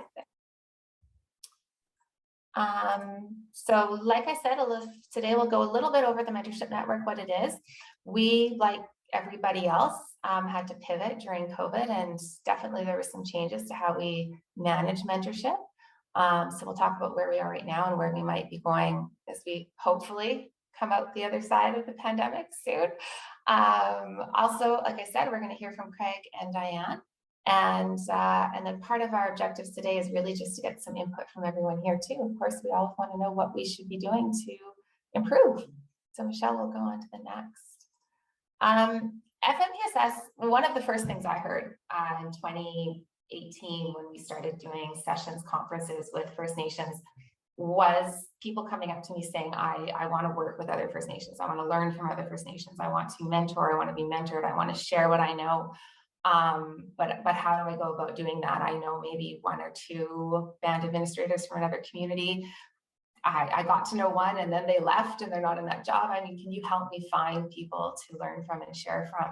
So we started putting together some research with support from P&ID in 2019, looking at different mentorship models, talking to some of the First Nations who have said they want this and what sort of support would help, how we can make those connections and those discussions work. In January 2020, we started with a small group of 6 mentors and 6 mentees and brought them together for an in-person training session. It was part training, I think, on mentorship, what it means, what being a mentor can be, and also part really just discussing the framework of what was a new program set up for us and how it would work. The groups developed learning agreements between the mentors and the mentees. And also at the request of our Band Administrators Advisory Committee, we launched the First Nations Administrators Network group on Facebook, which we'll make sure we either put the link in the chat if you're not a member of that group already, make sure you can join that. And it was really just an informal space for people who are working in First Nations to be able to throw out those random questions. Does anyone have a communications plan template that I can use? Or has anyone looked at discussions of, has anyone applied for P&ID recently and have tips? It was meant for those kind of one-off questions where you might be able to get that hive learning from other administrators. So go ahead, Michelle. We really focus, well, perhaps I should say we don't focus. It's an unfocused program in that we really try to support all aspects of mentorship. And I would add, there's a lot of bleed over into everything FNPSS does. We really try to think of mentorship and cohort and First Nation to First Nation learning in all of the training, all of the conferences, all of the meetings we do. We try to focus on making sure that we have a place or a way that that connection can be maintained. But specific to mentorship, we have one-on-one mentorship relationships, which is where it started with. Grew to meet requests, webinar style sharing, group style sharing, resource sharing. Bronwyn, thanks for throwing the Facebook link there in the chat, which is another place where we started sharing tools. And then, of course, with all of our big plans, March 2020 hit. Michelle, go ahead.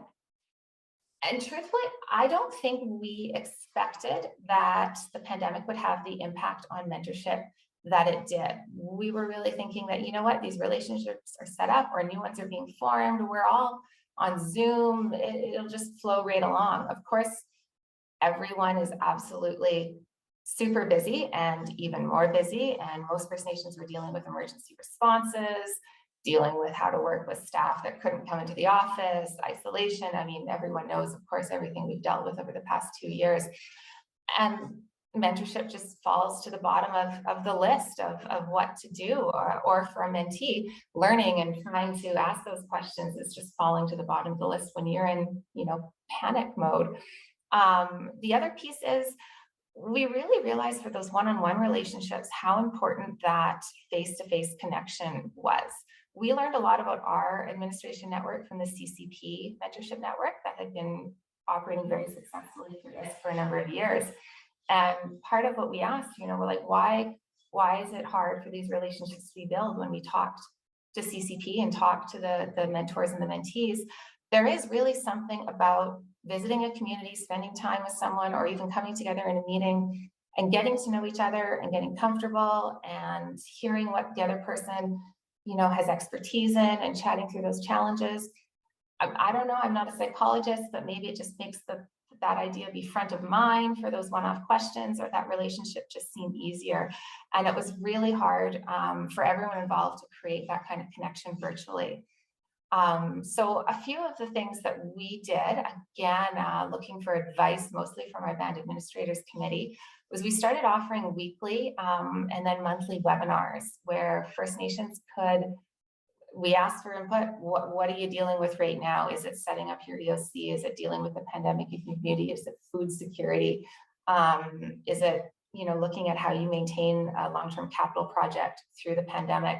What is something that you First Nations want to hear about? And then where's a First Nation that has either done this or doing this and wants to share? So we started doing mentorship in a broader style through webinars, which I think have been really successful. The feedback we've gotten is that just having that ability again to hear, share, ask questions, and connect with other First Nations has been really useful, and we've continued doing those.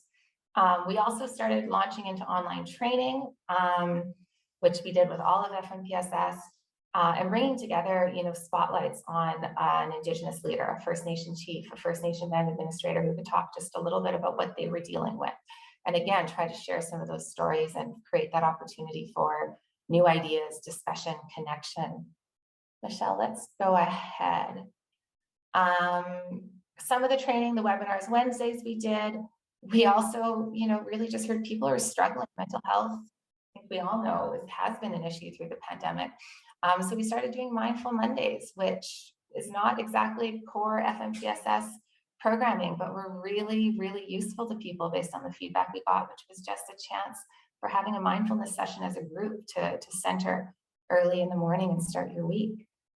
Let's keep going again, Michelle. I talked about some of the online training. We had intended to do leadership training and we launched into it virtually. Of course, we couldn't do it in person. And there's a huge focus on mentorship and connection in our leadership training. If you haven't taken it, learning from the group, discussions with the group, journaling and sharing, connecting with other people's stories is really critical to this training. And it's one of the trainings that leads itself, I think, of all what FNPSS does to mentorship into those connections. And we're partway through the second offering of part one right now. Let's keep going, Michelle. So we don't just have a mentorship network currently for band administrators anymore. While we were going through all of this and building up our mentorship network for administrators, our colleagues over at ISC were developing a mentorship network for chiefs and counselors because First Nations leadership had come to them and said, we want to learn from each other and connect and share too. As I mentioned, ESC was also hosting what had been a long-running successful CCP coordinators mentorship network. So working with ISC and through P&ID, we decided to take over coordination. ISC suggested and it supported us to take over coordination of all three mentorship initiatives. And I wouldn't say that we just took over and ran away from ISC. This has been a really great partnership, connecting with the folks in the P&ID group, what has worked, what did work. I think my team has had a pretty close connection with the ISC team on tips. Who are they hearing from? Is there a community reaching out for mentorship that we should connect with? So I think it's been a really good example of being able to work in partnership with our P&ID ISC folks. And for us, it's been a way to integrate the three mentorship networks. So they are three distinctive areas of activity, but there's absolutely cross-learning that can be done and opportunities for us to learn from, what's working well in the CCP mentorship network and how we can translate that into the leadership or the administrators network. So we now have running for all three And we're looking at moving forward to expand, so we're not focused on strictly band administrators, so we can support other positions within administration who are looking for mentorship too. But that would hopefully be coming. So that's good, Michelle. This is a very long slide, lots of text. I'll just touch on the key points. So where we are right now, we are not really supporting a ton of one-on-one mentorship right now. And that's not because we can't, it's just because people are still dealing with the pandemic, wanting to connect in groups, wanting to be able to hear from groups of people, not have to dedicate the amount of time to perhaps building up that one-on-one mentorship. What we've really heard is a request for small group mentorship, the ability to access a number of different people. So we're moving forward some small circle group mentorship.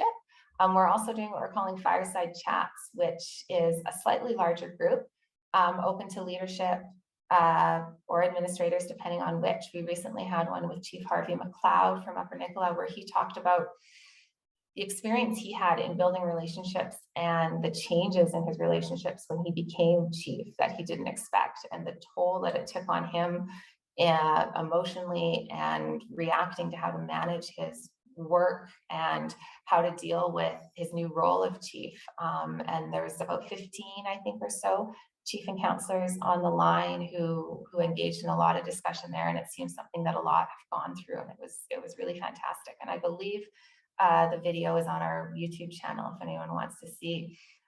We have an administrators mentorship fireside chat coming up, I think next week, with Vaughn Sunday from Adams Lake Band, talking about his experience in administration and coming in as a new person to that community as the administrator. We're also looking to move towards flash mentoring, which is something we've been asked for. Again, that's that idea where, you know, you're in the midst of something and you realize that, okay, someone must have worked on a policy like this before. I can't be the first one to do that. Who can I reach out to see if anyone has a template? Or I need to hire a new position. I can't be the first one to write a job description for this. Someone else must have done it. How do I get a hold of that? Those quick questions. So helping to facilitate those. Right now, informally, I have to admit, it's mostly through me. I am privileged to get a ton of emails from First Nations that I've connected with in meetings. And I'm always happy they think of me saying, you know, I'm looking to pass an emergency management bylaw with chief and council. Do you know anyone who's done that? And I frantically go out to the various other First Nations that I've worked with and say, does anyone do this, and try to make those connections. But we're trying to do it in a more efficient manner and making that more well-known so we can support more people with those quick answers. Let's go ahead, Michelle, we're almost through. So I talked about the fireside chats. There's the Upper Nicola. The sharing circles, those are those small sessions. And if anyone here is interested in that, please let us know. We're building up those sessions right now and matching mentors and mentees in those small group sessions based on what they want to talk about, what they want to know. And these can be long-term relationships or short-term relationships. So really it's depending on what the individual is participating in the need and want to move forward. We're also looking, again, the relationship between leadership and administration is something that is always brought up as something we can support. So we're looking at pre and post election training, which again is having an element of connection between leadership and from multiple First Nations. You can connect and learn and go through that experience, as well as looking at some pre-election training for administrators on preparing for the transition that comes during an election.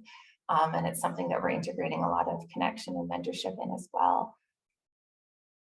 And if you're interested in comprehensive community planning, let's go on to the next slide, Michelle. Like I said, this has been a long-standing mentorship network. So there's a lot of experienced mentors. There's a lot of tools. There is a website that you can visit. Maybe Bronwyn, you can throw that in the chat too. I know we've heard from some fabulous, slightly nervous, but very, very accomplished speakers just before the break on their CCP experience. This is where you can access other people like that, talking about what they've done, whether you just want to answer a quick question. I know there's a Facebook group for them as well. We are holding a monthly community of practice, which are really just connections, informal calls where there's a featured mentor and people involved in CCP can come and ask questions. There's the thanks Bronwyn for throwing the website in there. So there's a lot of support through this through the CCP mentorship as well.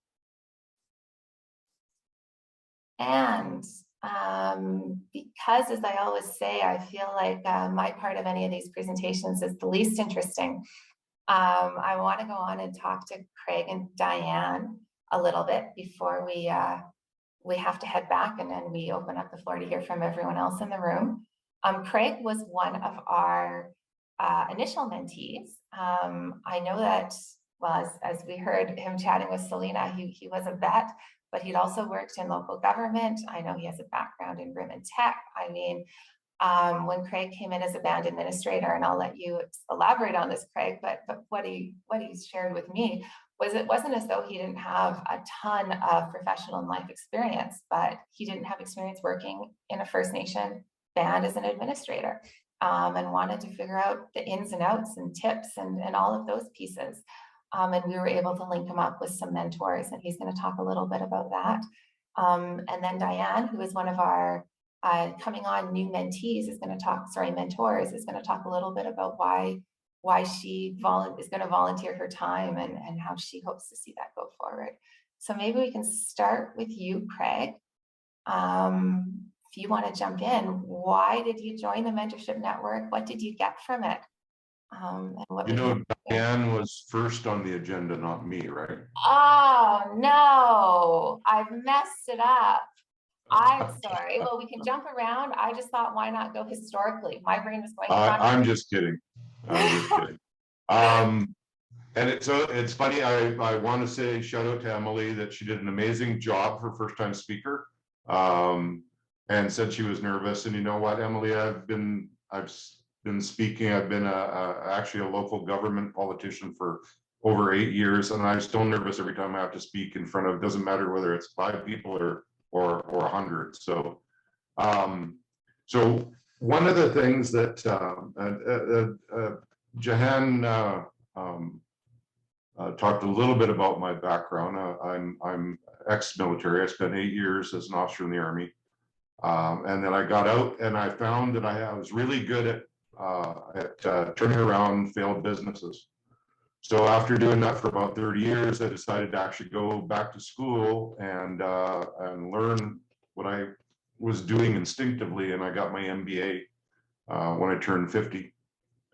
And then, of course, I was told by my wife that I had to go get a real job. So I applied to the first band that I worked for, and I've worked for 2 now. I've worked for a Shuswap band that's north of Williams Lake. And I'm currently working for Chilcotin band as their CEO. And the difference between the band administrator and the CEO is I am not only the band administrator here, but I'm also in charge of all their businesses, and they've got quite a few. When I originally applied for my first band job, I applied as an economic development officer. And the chief was another one of those bands that they said that they hadn't had a band administrator for years. Where I currently am, they really haven't had a band administrator for almost 11 years. So I'm going into a system of government I know nothing about. And one of the things that I thank the chief that I worked for at that time for doing this is that she signed me up to every course imaginable. And the first one, and this is where I met Jahan, was, and a lot of the FNPSS staff, was the policy writing course. And I love policy. I love writing it, creating it. And so I took this and ran, and Jahan has this personality. You want to get involved and give back as much as you're getting out of the organization. So one of the things that I learned when I was in the military is everything's about teams. And when you are a band administrator, you don't have any peers. You have employees, and you have employers, the board or the council.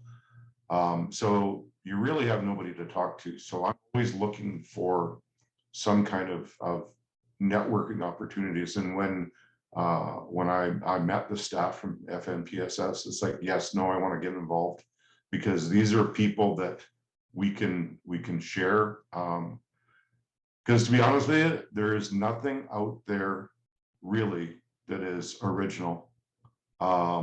A lot of it is, and I think the quote came from, I can't remember which musician said it, but everything has been done. You just have to find out where it's been done, take it and adjust it for your own use. So there's no sense in reinventing the wheel if you can be part of a network that has those tools that you can access.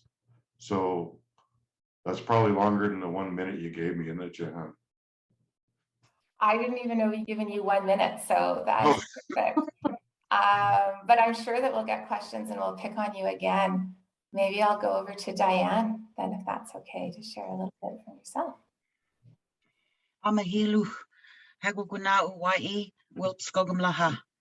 Good morning. My English name is Diane McRae. I'm of the Fireweed clan from the Gitxsan Nation. A bit of history to explain my interest in the mentorship network. Almost my entire training is from on-the-job mentorship. I'm grateful to this day for the time that's been spent on me since the age of 21 years. The first band I worked for was in 1982. The band manager at the time, who is my first major mentor, told me I could do a lot more than answer phones. Over the next 4 years, he taught me many things he felt I should know about band operations. I moved from receptionist to education coordinator to bookkeeper, and when I left, I was the acting band manager. I left to assist in the development of the organization I'm working for right now, the Gitxsan Government Commission. And we're the organization that the Gitxsan people decided would take over service delivery with the devolution of the local Indian Affairs Office, and that was in 1987. The 8 chief counselors at the time hired an executive director and myself, and we were hired to develop the finance systems, program policies and guidelines, job descriptions, and do the staffing for the Government Commission office.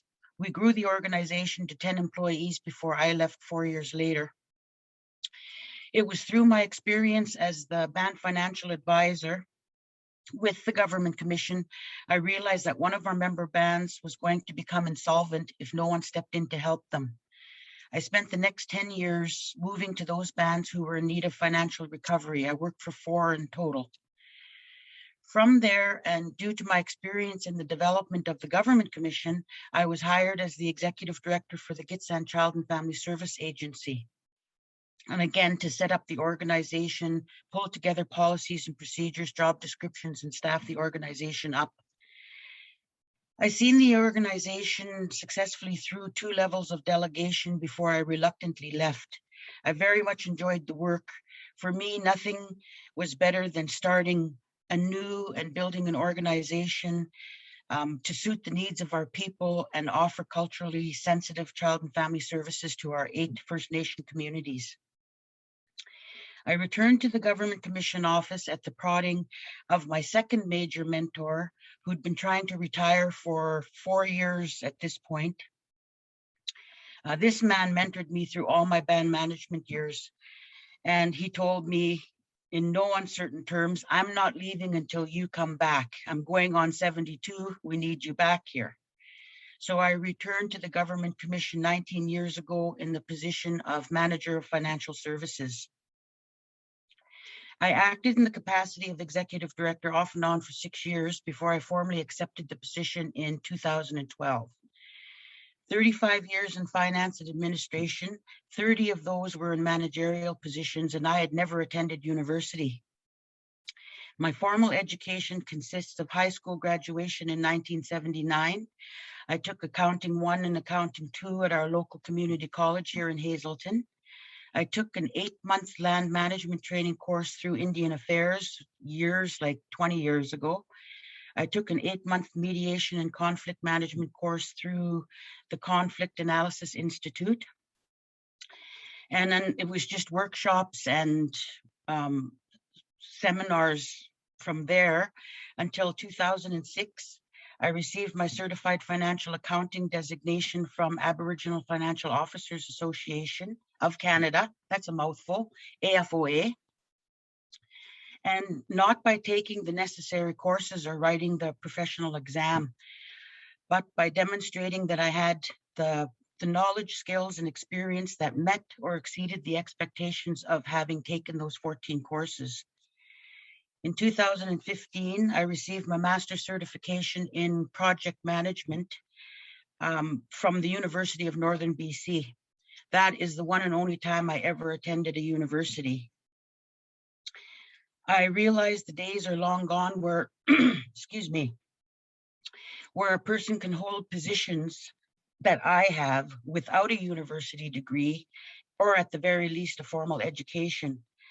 Without mentors in my life, I never would have seen the successes. In addition to the work experience, I've also served on 10 local and 4 provincial boards. I currently am in my second term on the Board of Governors for the Coast Mountain College. This is a provincial appointment. I sit on the Board of Directors for the Tribal Resources Investment Corporation, the Board of the Rinch Hospital Foundation. I'm Vice Chair for the newly built Upper Skeena Recreation Center here in Hazelton. I chair the Storytellers Foundation. I've served on the Gitmax Band Council. And I'm proud to say I've been president of our world-renowned Kasan Performing Arts Dance Group for 23 years. For these experiences, I've agreed to participate in the First Nations Public Service Mentorship Network, because in my mind, if I can provide knowledge, encouragement, and help even one person be more successful in their job, I will have served my purpose. Sabah. Thank you so much, Diane. You can tell why I didn't even try to introduce Diane and then list any of those accomplishments. Diane's story, the idea of moving from receptionist to band administrator, I don't know how many times I've heard that career path for so many current band administrators. It's absolutely phenomenal, the experience that I think many people in those positions have gained, but not through, as you said, a formal post-secondary education or in the way we might think of it. And sharing that experience, I mean, Diane, it's just the amount of information that is in your head that I think would be of so much value. I don't know how much time we have left. I know we're a small group. I think we've got a pretty huge ISK component here actually in the room. So for everyone, Michelle's going to put up a Menti slide, which I have to admit always throws me because any new technology makes me crazy. I'm still someone who struggles to turn a Word document into a PDF.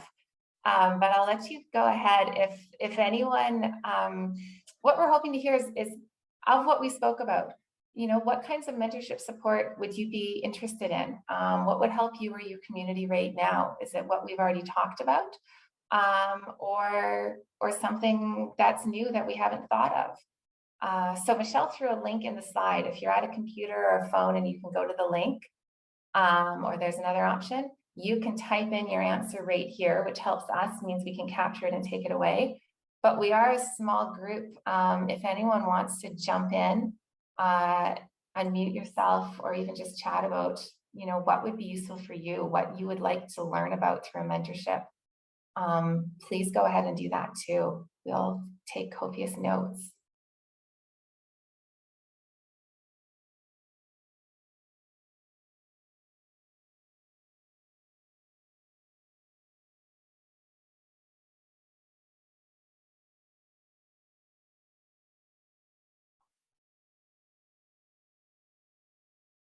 And I'm letting the silence go on because I'm not sure how many people are trying to open the website or trying to think of what to say or trying to do both simultaneously.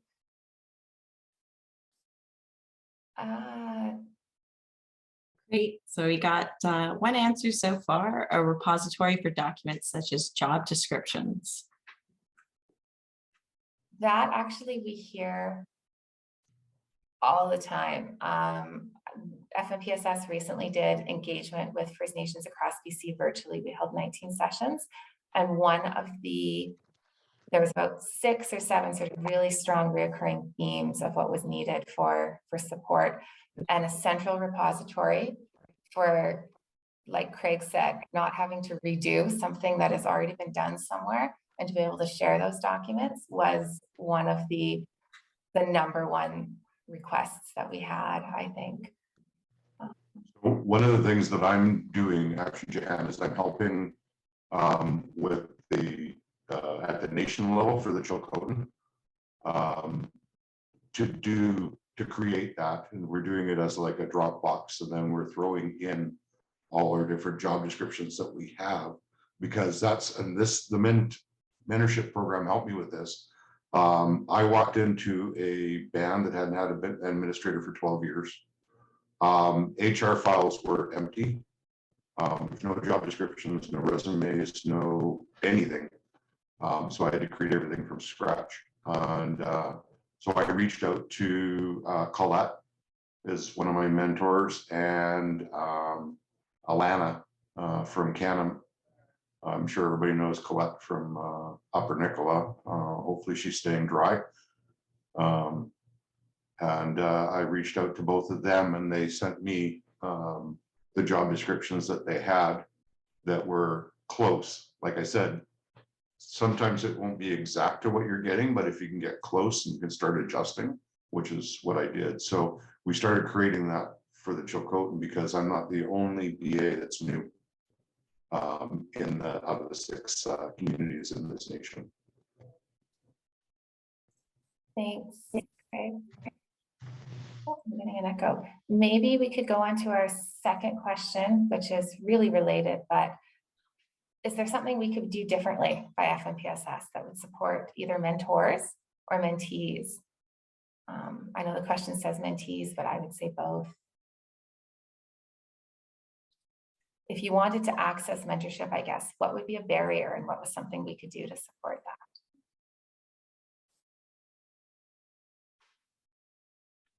If you have any trouble with the link, please feel free to include in the chat as well, or let us know and speak out.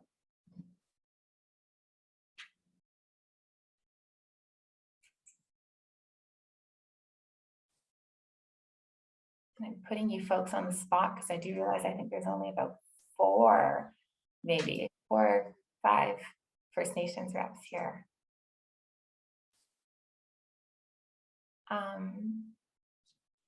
Feel free to go ahead and continue to add to the link if you'd like, or unmute yourself and jump in. But because I'm not sure when they're going to suddenly do their magic and pull us back, I wanted to make sure that you had an opportunity. We do have a survey that asks a little bit about if you know anyone that you would like to recommend to participate, or you want to participate as either a mentor or mentee, or you have any other thoughts you want to add. I'll get Michelle to just add the survey link to the chat. Please go ahead, please share it around if you can complete it. We're always looking for feedback. And maybe, now I've got Michelle doing about 3 things at once. If you could just share the last slide to make sure everyone gets the contact for mentorship. Maybe I can go ahead and add that to the chat. If you want to reach out or you want to put someone in touch to talk more about mentorship, become a mentor, a mentee, anything, please contact that email and you'll get, you'll get Bronwyn probably, or Michelle. James, go ahead. Yeah, thanks, Jahan. And thank you to everybody for the thoughts and comments, and to you, Craig and Diane, for for your overview.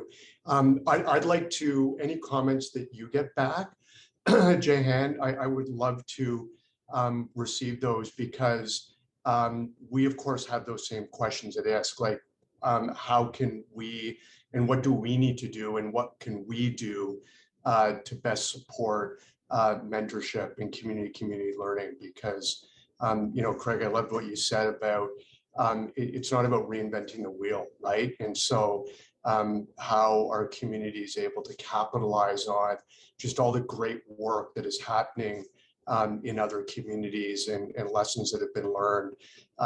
And, you know, how can, and I would just love to understand at ISK how we can help best support that, because there are just so many great things to be gained and benefits from it. So that's an easy yes for me, for sure. We'll share anything we get.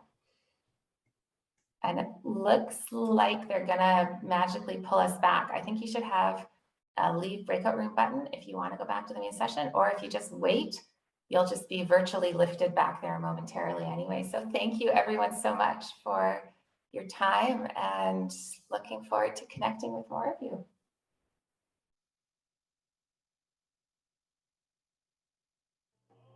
A few years back, we had been approached by Indigenous Services Canada to see if we were interested in leading a pilot project. They were starting to do some capacity development pilots throughout the province, and in specific regions, they were looking for champion communities to coordinate different communities to get together and build capacity together and see what that looked like. And we already were working with Atchilets and Yakakuyas First Nations with our lands management. So we put a call out to all of the communities that in a Fraser Valley, and 10 communities came forward right away and said they'd like to work with us, and let's explore what this means and be creative. People identified right at the beginning as representatives from their community, not politically aligned, but more administrative people in the communities, working in the communities, what the needs were for the community. We are an extremely tiny community, so we didn't really have much for policies, the governance policy, the HR handbook, some of the things that we are working on. We look forward to gaining all of this information so that we can continue to grow, to be able to hire more of our members. It helps us identify potential leadership and helps us train and involve more of our members in the actual operations, planning and carrying out the comprehensive community plan that we've put in place. And it's allowed us to bring younger people on and given them the opportunity to learn what we do, to train, and to work up to the point where they can replace us. It has helped us in hiring and retaining capacity for training. We've had several sessions for governance training where we have involved a number of our leaders. We did all a number of budgeting training sessions. So we held a number of how we oversee and deal with financial accountability and the internal controls of finances. That capacity has been significantly improved in our communities. It's allowed us to work in conjunction with other communities to find out what we all have as deficiencies, what we all feel as though we can use some help with, and allows us to share dollars and resources so that we can all benefit. The capacity building within the even staff to leadership, as we've been going through governance training, all kinds of policy development with governments to election codes to communications, finance policy, housing policy. So it's pretty much the whole gamut. I see a lot of collaboration with different projects where we don't have to do all the heavy lifting ourselves. We've had a lot of different input and I would say a diverse resource of knowledge and experience. So it's not like we're having to reinvent the wheel. We're going on best or wise practices throughout other communities. Our community started to reach out to one another behind the scenes. So although we were meeting monthly and talking together about what we were doing in terms of capacity development, they were reaching out because we created a network. Administrators could reach out to another administrator in another community to find out what they were doing in certain areas that maybe they were struggling with, and they were able to start exchanging things, ideas, template documents, laws, policies, you name it, they were exchanging them. And to this day, 3 years through, we still see that happening. And this has really given us the opportunity to come together, work as a team, bounce ideas off of each other. And I think it strengthens us all. Instead of just one community benefiting, I think we've all come together and shared the resources, shared the knowledge, found the best consultants. It's all of our communities, it's all of our members that are benefiting at the end of the day. We're not in competition with each other for these pockets of money. We work together collaboratively to use the money as a unit. And so what benefits one, hopefully will benefit all. Last year during COVID, we weren't able to meet in person anymore. But after a few short months, we were able to regroup and we started meeting on Zoom regularly. We changed things up a little bit because we weren't meeting and having costs related to being in person. We started to explore other options, and more people came to the table with other ideas of what we could use the resources for. So we expanded on a bunch of different things: law development, more training specifically for people in the community related to finance, to continue to develop capacity from the ground up. We need to build a strong foundation for our administrations and for self-government, and it's been very helpful for us. It's allowed us to grow.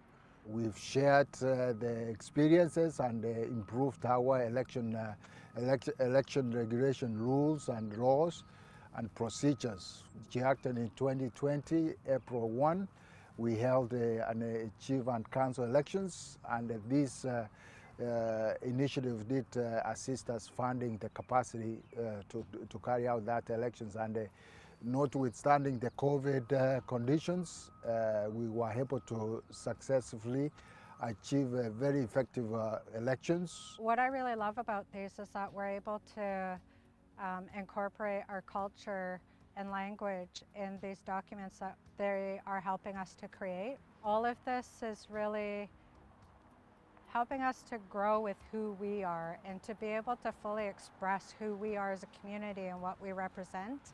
I think the next phase to a lot of the policy writing that we're doing within this community, I think all of our communities, is infusing our cultural ways of knowing and being into within policy.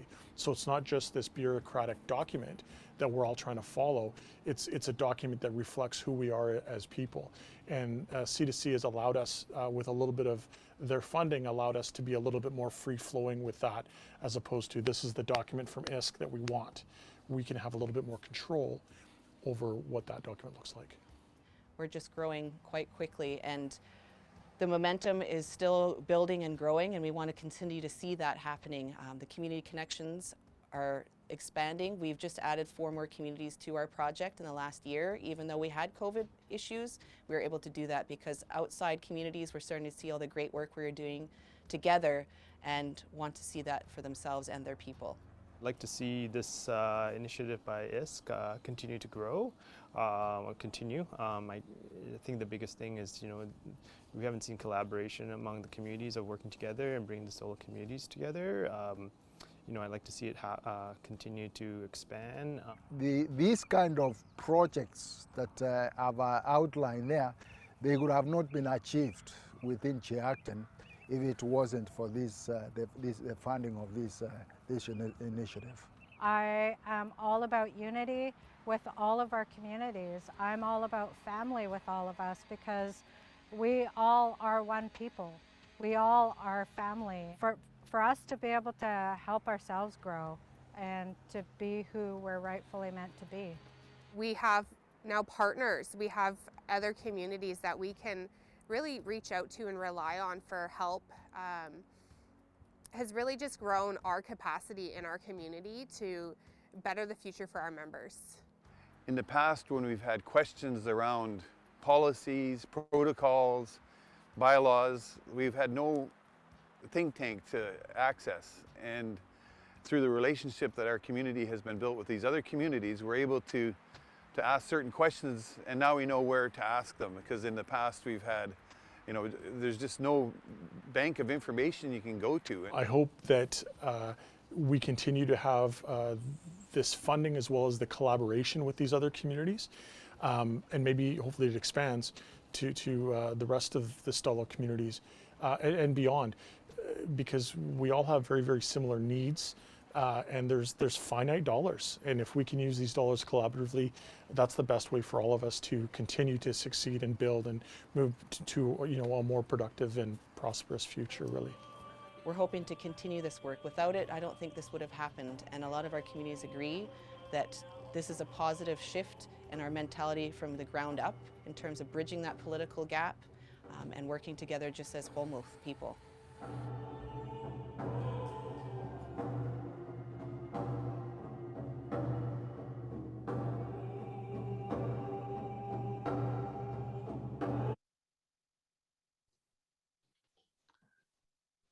Thank you so much, Julia. I'd now like to ask Jennifer Chong to introduce the next speaker, and then we'll have some time for questions, and then try to wrap up and get you out of here in time for some lunch. Jennifer? Hi, everyone. I am Jennifer Chong from Indigenous Services Canada with the Community Development Directorate, and today I'm joining you from Treaty 6 in Edmonton, Alberta. Thank you, Elder Francois, for starting our group together in a good way. It is my pleasure to introduce the next speaker to you. Stacey McNeil works at Scoquel First Nation, located in the Stolo or Fraser Valley region of British Columbia. I have been working with Stacey in support of the community-led planning project. This 2-year initiative was launched in 2018 and intended to encourage comprehensive community planning and nation-to-nation collaboration. Today, Stacey is available to answer questions about their experience with the pilot project in their region. Welcome, Stacey. Thank you so much, Jennifer. Super excited to be here. Just wanted, before I start, acknowledge all the struggles that all of our people are going through right now in the province. Hopefully my video doesn't cut out. We do have Wi-Fi issues here. That's why I wasn't using my video. So thank you for popping that on for me anyways. But so acknowledging all the struggles everyone's going through and understanding that collaboration right now has become more evident as a result of some of those struggles. But just some of the highlights from our video. I also have Kelsey on with me. Kelsey is someone we brought on board as our what we've called the community to community pilot, so our C2C coordinator. She has come on board to help because I smartly thought that we could do this on the side of our desk at the start of the project, and it's just not possible. It's really taken off and it's been truly successful, as you've seen in the video. But some of the highlights I wanted to touch on that maybe the video didn't, or some of the work that we've been able to accomplish. We've got, I think, 5 to 7 new laws that have been developed and shared throughout the 14 communities for use. We have employee and manager handbooks that have been developed to help communities with their HR capacity in the organizations that are starting to grow. So in our area, we have some small communities that may not have had staff prior to this project and are now starting to bring staff on board. So they need HR policies, they need support that way, but are just too small to have an HR department. So we were able to work together to make sure that that happens for them. We've done some cultural handbooks so that staff working in our community understand some of our protocols. It's been really challenging that way though, because as a lot of us Holmwood people know, we don't write our culture down. We don't document it, but we've decided that some of that needs to happen to make sure some of the people working in our communities understand some of the processes that happen when there's an emergency in family, there's a loss in the community, things like that. We've also been able to do a lot of different training right from ground up. We have management training that's happened for managers in community, executive director training, board training for council members and those that are sitting on community committees. Trauma training, a whole bunch of different things that we didn't have opportunity to because the funding that we were able to access individually wasn't enough to do all of these things. And the other brilliant thing that we've been able to do because we're so remote now as a result of the pandemic is we have created a cloud drive that's accessible to all of our participating communities. They click a quick link and they're brought to all of the documents that have been created in community by community, whether it's a policy, a law, training, anything that they want. And if we haven't done it together, and some people have done it in the past or are doing things by themselves right now for a specific need in the community, they're still sharing that, and we are sharing that on our drive, so it's accessible there. So lots of great things happening. We're just moving towards now doing some regional emergency coordinator positions and things like that to help a lot of our communities, and timely, of course, with what's going on in the province and particularly in our territory right now with the flooding and such. But that's a quick cap of what we've been doing. And I know that we don't have a lot of time and I know everyone's probably hungry. So maybe we'll look to some questions from the group. Selena, I'm not sure if you're the one managing that for us. Yes. Thanks so much, Stacy, for shedding some light and adding some context to that video. Wonderful demonstration of communities working together. Again, you can put your questions in the chat or raise your hand if you have any specific questions for Stacy. We've had a quiet group today, but I do want to encourage you. I know it's the end of that morning, but please, if you have any questions, burning questions, to go ahead and put them in the group chat or raise your hand now.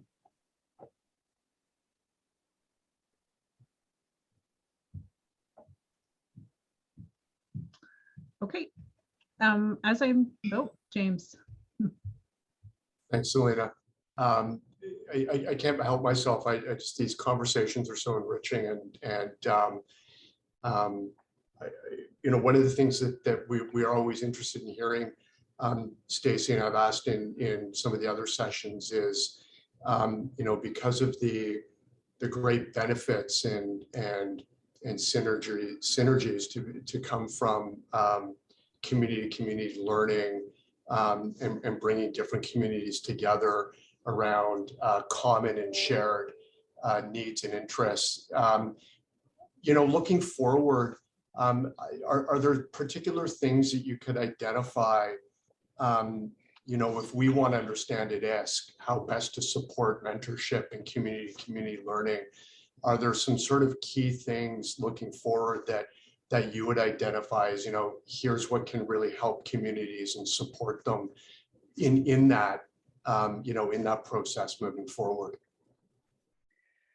I think I've been doing this a long time, and I just had a conversation with someone about that this morning. I still think I'm young, but I've been in the business over 20 years, so I guess that's a long time. But I think what I would respectfully ask is just for the respect for us as communities to be able to identify those needs ourselves, because we're all unique in each of our different regions. What we need here in Stalo isn't what Emily needs up in her area. Potentially, there might be some things that we can share. Emily might say, hey, do you have a transportation policy? Because we just bought a new school bus. We could share that. But there's other things that are a little bit different and always will be. What we found through this project is when I first did the first proposal to say, hey, we want to do this, here's the 10 things we want to do. Once we started meeting in person and having those conversations directly with community, we found out we went in a completely different direction. Yes, we did do those 10 things, but we had other things that came up. Communities started hiring more people with higher capacity, and they started to say, you know what, I've noticed in this community they would benefit from financial literacy training and for this and for this. So it really started to grow. So I think recognizing that we know what we need and that we have the capacity now to be able to identify for ourselves what's going to work best for us. So allowing that flexibility, because that's some of the struggles we've shared with ISK and other funding partners over the years, is don't tell us what we have to do. We know what we need to do. Just respect us enough to allow us to do it. We don't want to say that we were going to do these 10 things. And if those 10 things didn't work, don't penalize us and take our money away. We found another 20 things that we were able to do with that funding. So I think in a nutshell, it's that, just allowing us to be us and supporting us in the path and the journey that we're on, and we all work together. Excellent, thank you. Thank you, Stacy, well said. For sure. There is one question from Matilda, and she asks, how did you decide what protocols to share in the cultural handbook? What we ended up doing is we developed a template one. So here's some of the general Stalo protocols that we follow. And then each of the communities took that back to their own communities and tweaked it for themselves to say that, yes, we know that we take 4 days of time when we have a loss, but this is what our community does during those 4 days. This is what our community does in those 4 days. So it's not shared necessarily amongst all of the group, those specific things. The template was shared, and each community was able to tweak that to what they needed and share it internally with who they felt comfortable enough sharing that with. Great. Thank you so much. I'm happy to take one more question before we move into closing remarks. I'd also just like to mention that Julia just put a survey link in the group chat. So please complete a survey if you found that this session was helpful, useful, valuable, and you would like FNPSS to continue to work with P&ID to put on similar events, or maybe kind of take it in a different direction and focus in on certain types of projects or whatever, we are open to your feedback and we are very willing to continue to try to create spaces like this. Sally just says, thank you for all the information that was shared, much appreciated. So I'm going to take that. Would I be able to have a copy of the template for the cultural handbook? Sally asks. The facilitators for the group have my contact information, so just shoot us an email and we'll have some offline conversations. Awesome. Thank you so much. We will now, I guess, move into some closing comments quickly. So please stay with us for 5 more minutes and then we'll wrap up the day. Thank you so much, Stacey, for sharing your story. Much appreciated. Yes, and thank you guys all for the continued support, for allowing us to be us. It's been great. Thank you. And I believe Karina is going to say a few words before we close out. Thank you, Stacey, and all the speakers for sharing your story today. And all the participants too, taking time out of your busy schedule to join us. Again, I recognize that some of your communities are being impacted by the flooding, the evacuation, the road closure. So thank you for spending the morning with us today. I know that P&ID only plays a very small part in your First Nation capacity development initiative, but it is important for us to hear directly from you, the speakers and the participants, on what we are doing right and what we can do more to further support your journey. I hear a lot today about the importance of planning and mostly how the comprehensive community plan can strengthen support, both from the community level and also from the leadership, in order for them to carry out the priorities. And I hope through this forum, you are building new contact with us, ISK, and also with other First Nations and with FNPSS that will help you continue with your work. I want to thank the First Nation Band Administrator Advisory Committee as the reason for us being here today. The advisory group is the one who bring the idea of holding a P&ID virtual forum to FNPSS and then to us, Indigenous Services Canada. We decided to hold this forum at this time because we are going to launch our annual call for proposal probably around early December, and the call will be open until February. We will launch a couple of the drop-in sessions, just like what we had in the breakout groups. I think that people have found that very helpful. And we will send the call for proposal information to all First Nations through our regular distribution list, but we will also send the information to all the participants who register for today's forum to make sure that the information is shared as broadly as possible. So thank you for being here today, and thank you FNPSS, Jahan, Selena, Julia, and other FNPSS staff for being such wonderful co-hosts and taking care of all the logistics to make sure that today's virtual forum is a success. So enjoy the rest of your day. Thank you so much, Karina. I don't think I could really close it out any better than that. I do just want to mention, oh, somebody's dog is going crazy in the background. There are meeting materials that were specific to the individual breakout sessions, but still might be very valuable to you. So I do encourage you to check out some of those other resources that P&ID pulled together.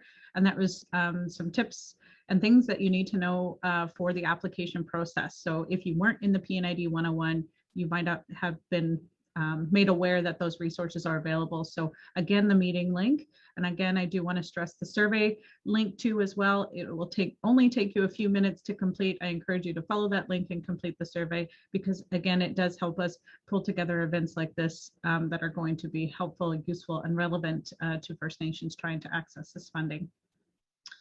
Again, my thoughts and prayers go out to those affected by the flooding and mudslides and some of those lives that have actually been lost. So, and thank you to all of you who have opened up your homes, your pocketbooks, food, resources, everything that I've seen so much sharing online of just how much people have gone above and beyond to try to help those communities affected. So again, thank you so much for your time this morning. It was a pleasure listening to all the communities kind of share some of their efforts towards capacity building. Thank you so much. And we will send a follow-up email with more details to come. So please fill out that survey and have a wonderful lunch. Thank you. Thank you.